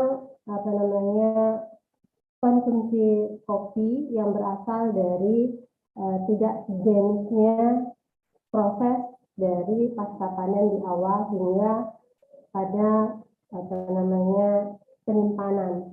Jadi sebenarnya di sini kebiasaan dari para petani kopi itu memang tidak bisa dihilangkan karena mereka memang sudah terbiasa dari mereka barista.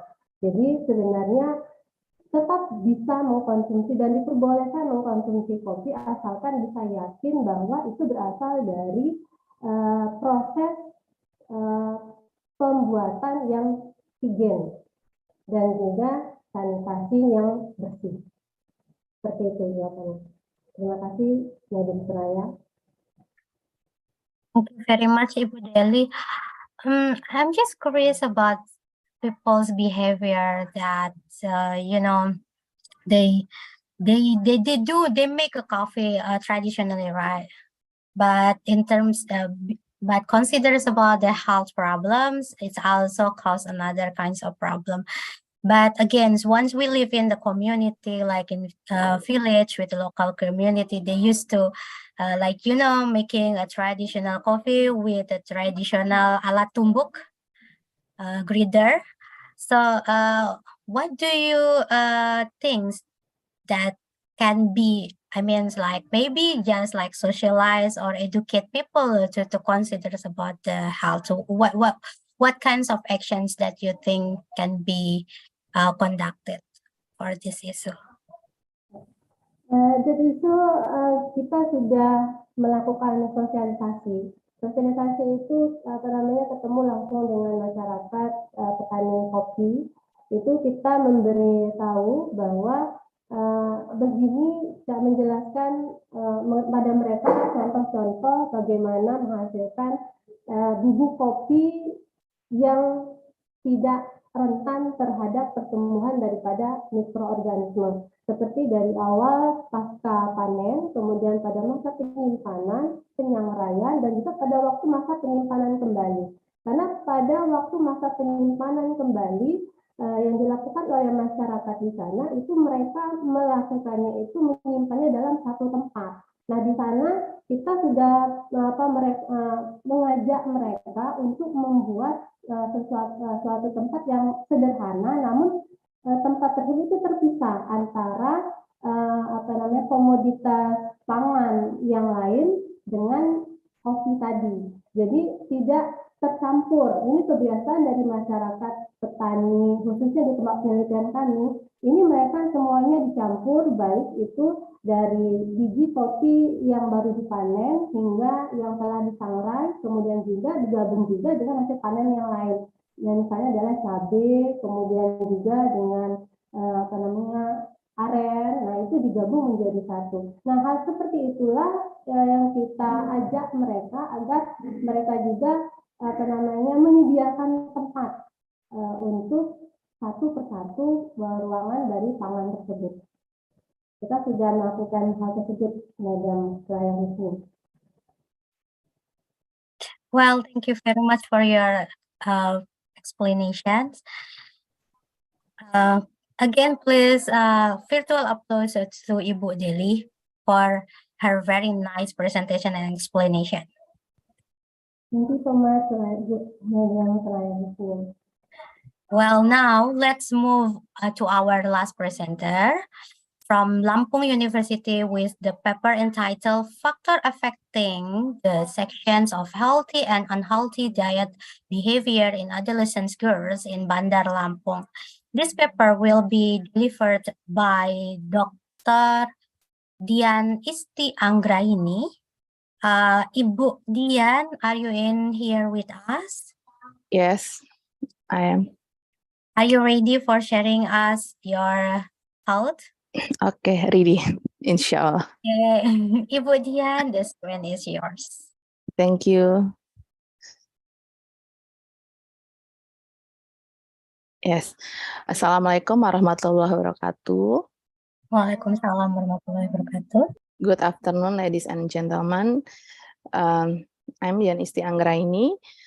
Will present our paper with title The Factor Affecting the Selection of Healthy and Unhealthy Diet Behavior in Adolescent Girls in Bandar Lampung.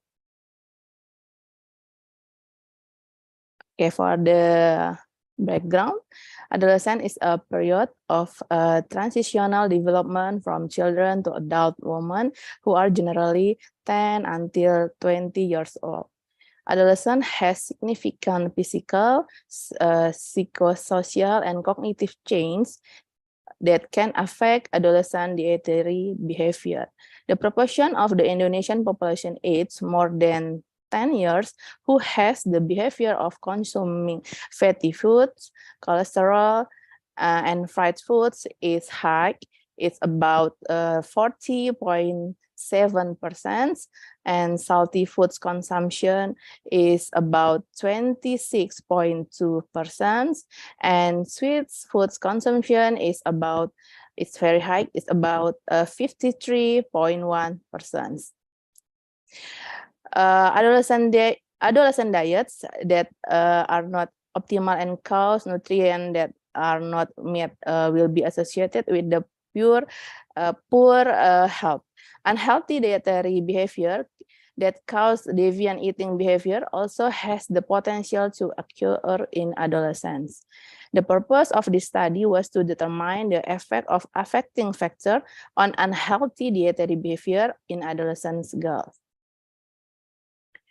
The conceptual framework, the diet behavior in adolescent girls is affected by three factors that are predisposing factors, enabling factors, and reinforcing factors. The predisposing factor in this study, we have knowledge, age, nutritional status, and body image. The enabling factor, we have pocket money or allowance, and the reinforcing factor, we have the variable is peers, the influence of peers. And the method in this study, this research is an analytic observational study with a cross-sectional design approach using primary and secondary data. The study was conducted from April to June 20 and 22. The sample is 135 adolescent girls, which taken by using multi-stage random sampling, who met the inclusion and the exclusion criteria. The inclusion criteria in the study were adolescent girls aged 15 until 21 years and willing to be research respondent. The exclusion criteria in the study were the responders who didn't fill out the questionnaire completely and had eating disorder such as PSK, anorexia nervosa, anorexia bulimia, binge eating disorder, and rumination disorder. Diet behavior was assessed based on the semi-quantitative food frequency questionnaire, which has seen from the level of macronutrient adequacy and from the adequacy of vegetable and fruit. Knowledge is measured based on a validated questionnaire. Nutritional status is determined based on the body mass index. Body image was assessed based on the body shape questionnaire, and the peers were assessed based on a validated questionnaire. The data was analyzed by using the chi-square test, and the study has received ethical approval from the Research Ethics Committee, Medical Faculty of Lampung University. As the research, we see that the unhealthy diet behavior is high. It's about 56.3% in the study, and the age mostly the respondent were middle adolescents, and knowledge, the percentage is high in poor knowledge. It's about 86.7%.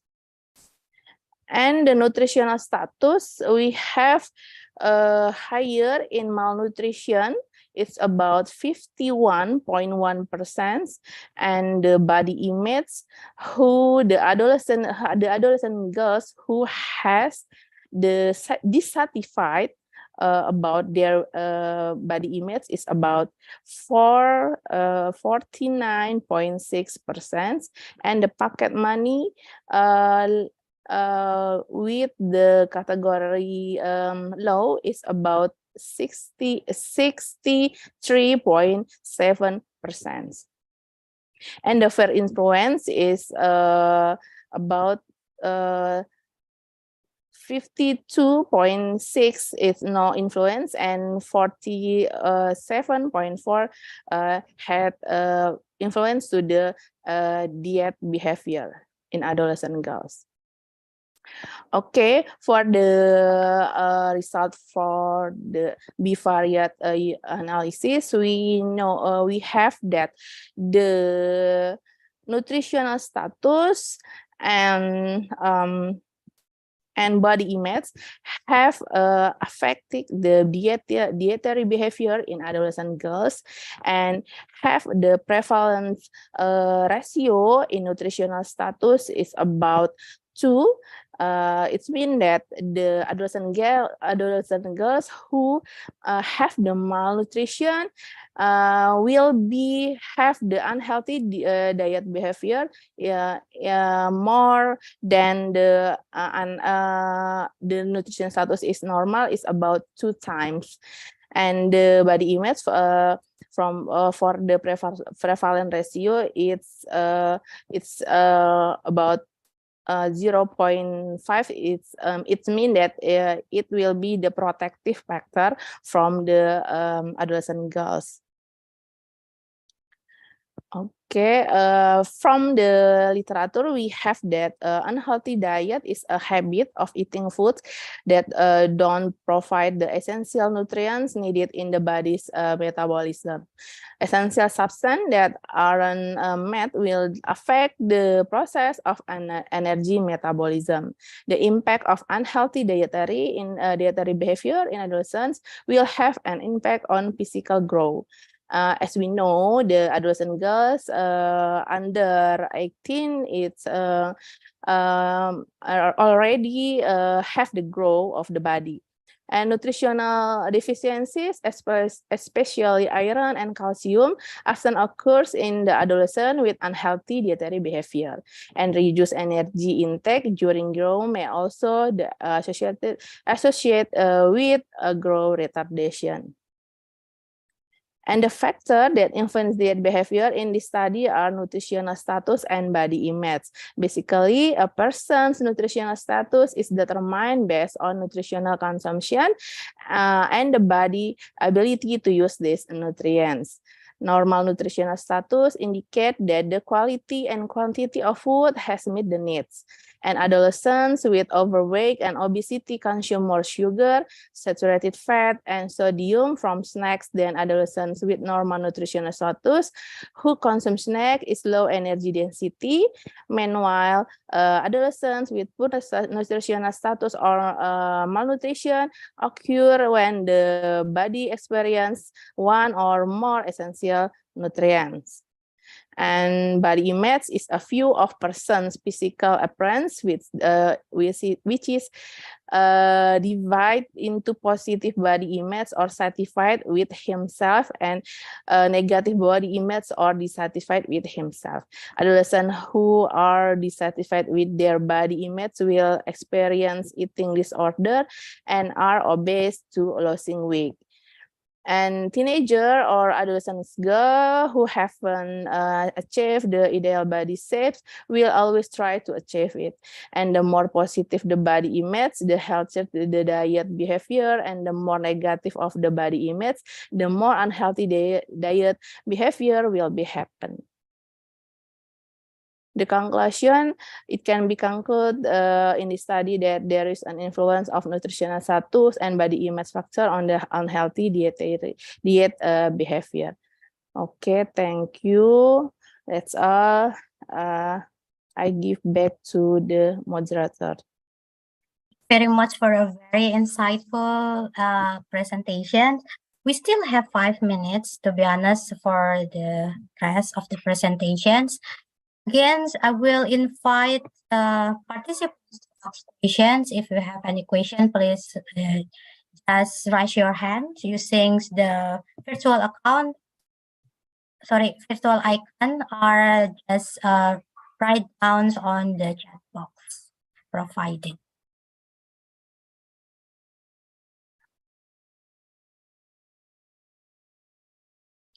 Well, I think there is a very interesting topic, to be honest. This is related to the adolescents.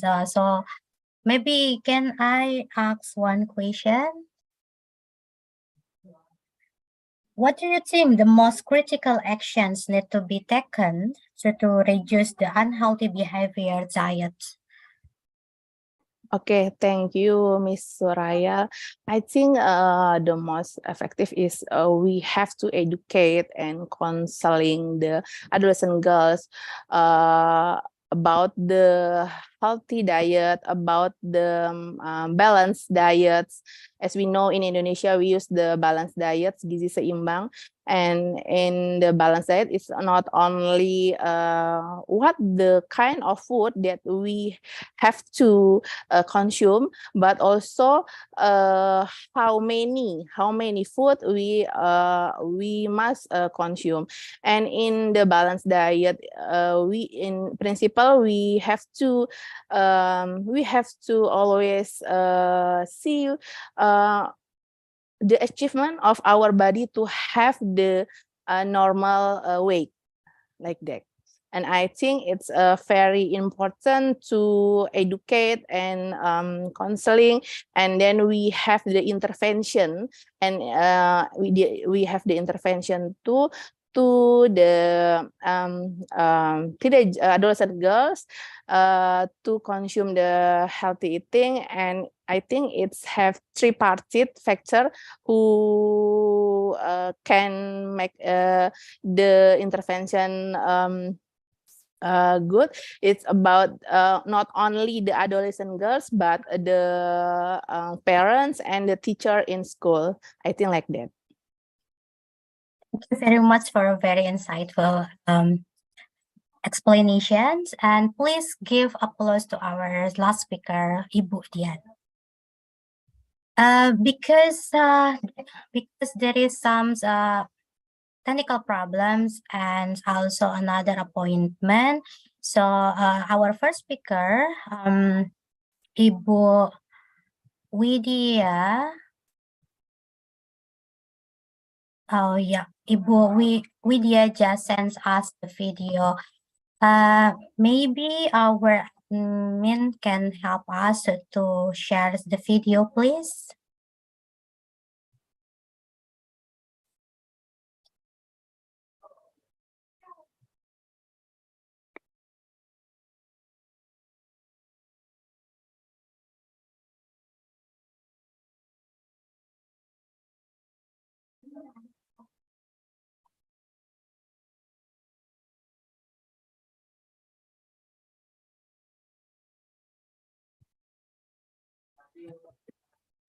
Well, there is still on the process to download the video.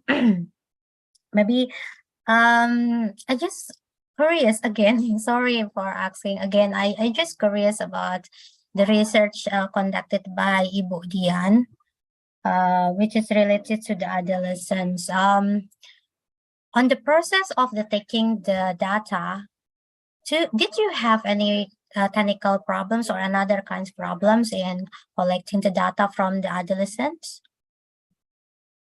I think it's not significant technical problem. The little problem is about the time when we have to go to collect data. We little difficult to sing the samples, and then we go to the schools, senior high school. Exactly, and in that time, the schools is not all have the offline meet, and so we have to choose the other schools that have the offline meet in school, like that. All right, thank you. Oh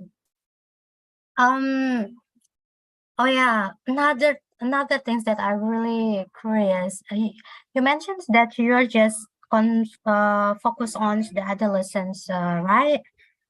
So what's the really backgrounds that you choose the adolescents girls, sorry, the adolescents women for your subjects in your research? Okay, why adolescent girls, not adolescent women, like that? Yes, we think that in teenager or adolescent girls, the effect of the what's the iklan iklan of food, it's very excessive, and the restaurant, the fast food restaurant is very bigger in our city. So I think that restaurant and that media social or media massa that show the fast food is all it can be influence the teenager or the adolescent girls to consume the fast food or another food or an unhealthy food, like that. Thank you very much for your explanations. Thank you. I'm so sorry, maybe we still wait for the video to be downloaded. So maybe there is some questions that the participants want to ask. Please, we just open one section for the questions. just please raise your hand using the icon, or maybe just write down on the chat box, please.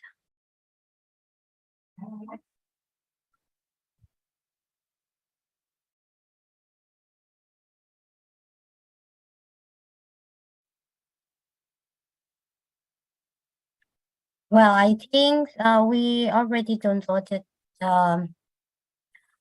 presentation from Ibu Widya, but still wait for the administrator to present the video.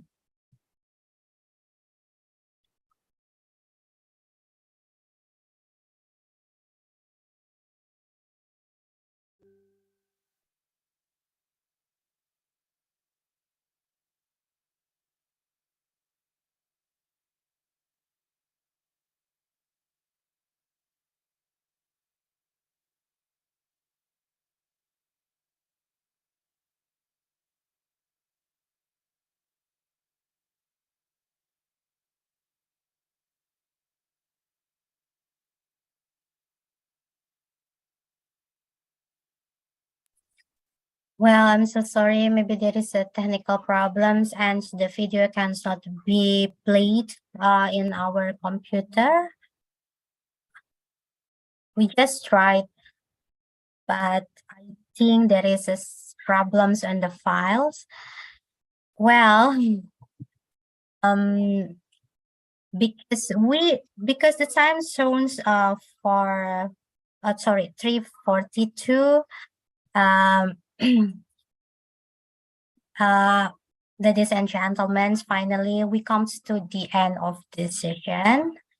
Let me read the conclusions of each presenters. For the second presenters, Ms. Vidya talk about the pesticides exposures as a risk factors for type 2 diabetes mellitus on agricultural community, where the type of the pesticides, the frequency of spraying, and PPE are determinant factors for the occurrence of type 2 diabetes mellitus in the agricultural population in Gedong Tataan district.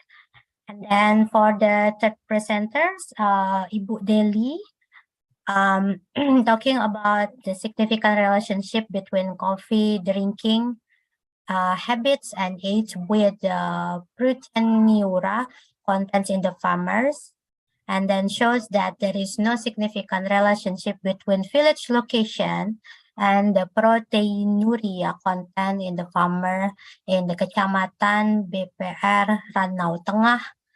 And there are indicators of the contaminations of toxin in the farmers' coffee grounds with the growth of fungi A. nigri and A. ocraceus. So, and then the last presenter, Ibu Dian, talk about the factors affecting the selections of healthy and unhealthy diet behavior in the adolescent girls in Bandar Lampung, and it can be concluded that there is an influence of nutritional status and body image factors on unhealthy diet behavior. Before closing these sessions, I want to invite all participants to turn on the camera for the photo session. Now, okay, just please turn on the camera because we want to take a picture. Well, now, okay, everybody. Now, please give our best smile and follow my direction. 1, 2, 3, cheers. Well, I think one more time. 1, 2, 3, cheers. Thank you very much for sorry. Thank you very much for all speakers for their informative and interesting presentation, and all participants for their very attractive participation. Finally, please give an applause to speakers and all of us. Again, thank you very much.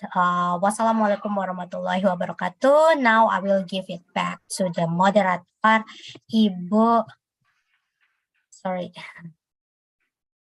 Lolinovic. Thank you, Ibu Suraya Hizmi. Well, we have come to the end of our agenda, the end agenda of our today conference. Thank you to the keynote speakers, moderators, participants who have involved in this program. However, there are still many participants who haven't joined with us in this room. So I think it is better to wait for them because we will also announce the best presenters for our second ICORAD 2022.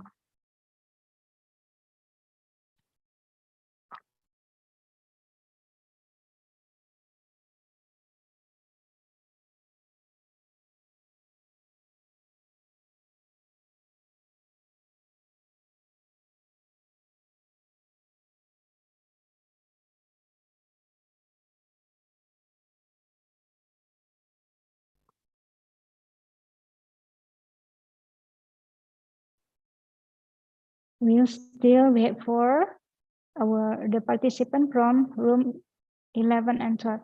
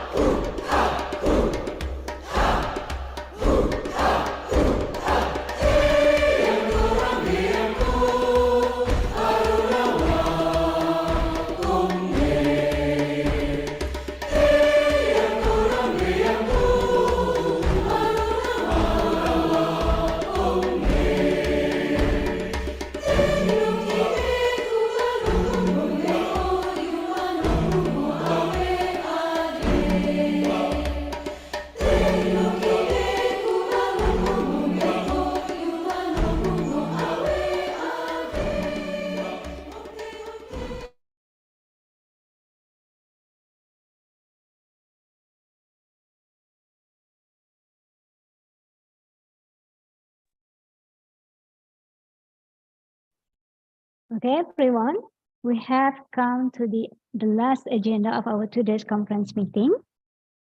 Thank you to the keynote speakers, session chairs, moderators, and participants who have also involved in this program from the beginning to the end.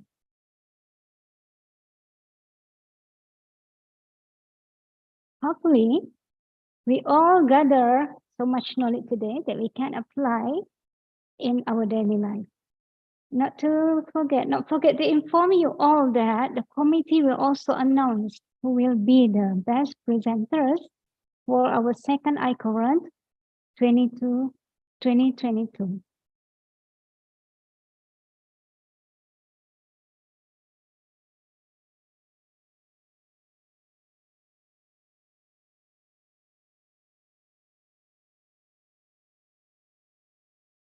We will write the names, yeah?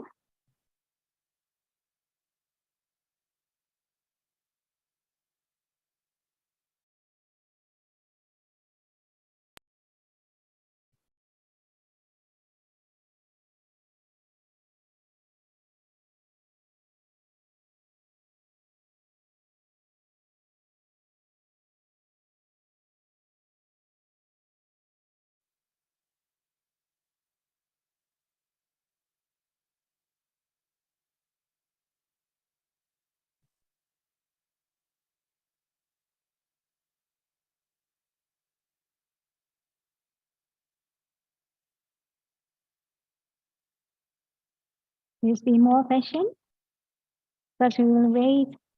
Will be. Okay. In room 1, the chair is Supriyani MPD, writer Indonesia and BRICS Prospect and with Big Three of BRICS, author Professor Narina Ringo from Northeastern Federal University, Russia.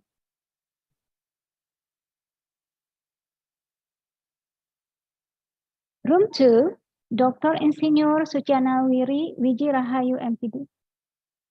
Application of bamboo materials in homestay interiors as an added value for tourism sustainability in tourism village. The author are Titi Indrayani S.N. M.N. PhD, Nabila Retnaning Dewanti ST MSc from Bina Nusantara University. Room 3, the chair is Donna Imelda ST MSI. The title, Introduction and Applying Several Food Preservation Techniques to Galamine Producers in Payakumbuh, West Sumatra, Indonesia, for extending the shelf life of their products. The author are Dr. Nugraha Ediswetma, STP DAA, Dr. Dwi Yuni Hastati, STP DEA, from Department of Food Science and Technology, IPB University. Room 4, the chairperson is Irzan Supriyadi SEMM. The title, A Systematic Literature Review of Volatility on Cryptocurrency Investment and Methodological Point of View. The author are Bara Rajeta SEMM, Dr. Randa Irena Rini Demi Pangestuti ME, institution from Universitas Diponegoro. Room 5, the chairperson is Dr. Abdaleni MPD.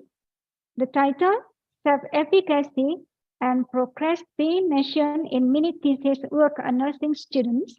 The author are Sari Puji Astuti Wiratmo, Sarina Rulita, Nudia Ayu Sarifa from Binawan University. Room 6 with the chairperson Mika Normalia Sari MPD. The title is Equanimity on Work-Life Study and Between, the Role of Flexible Work Arrangement and Workload on Achieving the Balance. The author are Rosalie Francisca MBF and Dr. Ahyar Yuniawan from Universitas Diponegoro. Room 7, the chairperson is Nurul Hidayah SKM MCAS. The title, Distribution of Herbal Juice Products to the Elderly and Residents who have Non-Communicable Diseases through E-Commerce Technology.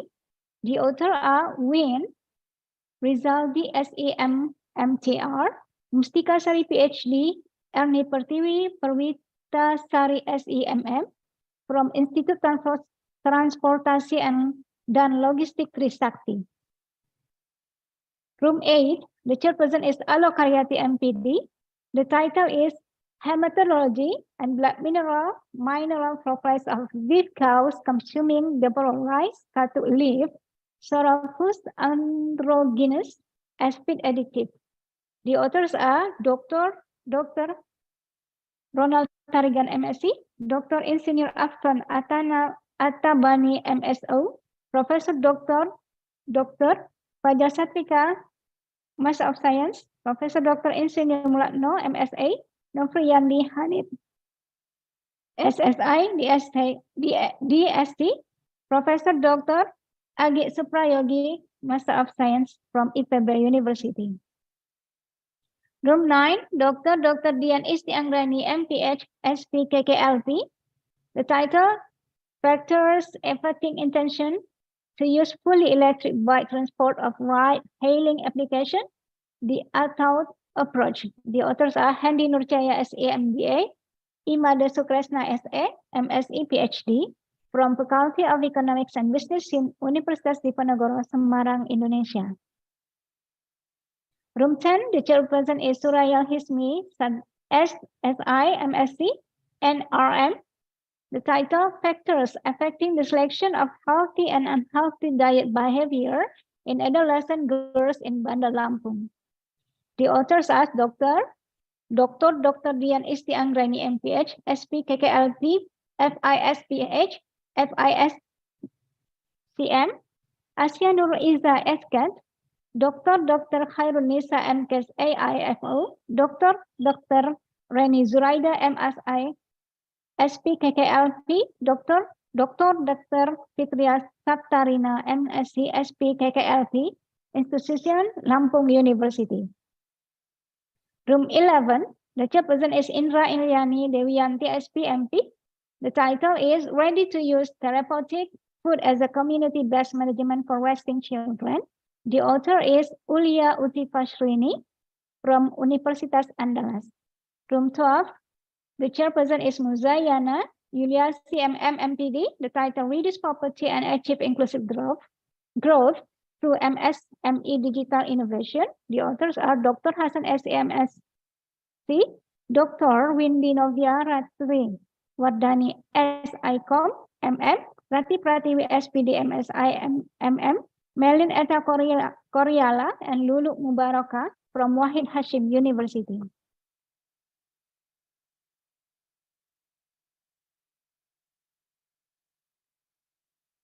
Announcement to the best presenter. Congratulations to our best presenter, second ICORAD 22nd.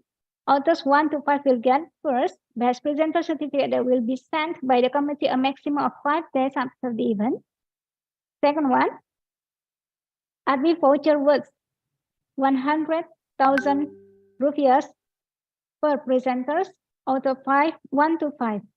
Vouchers can be exchanged to the committee. Please author 1 representative contact to the admin team for vouchers exchange. Vouchers can be exchanged for discount on RPJ card purchase and APESNI member registration. Okay, congratulations. Okay, these are the certificate and the voucher and jacket. Okay.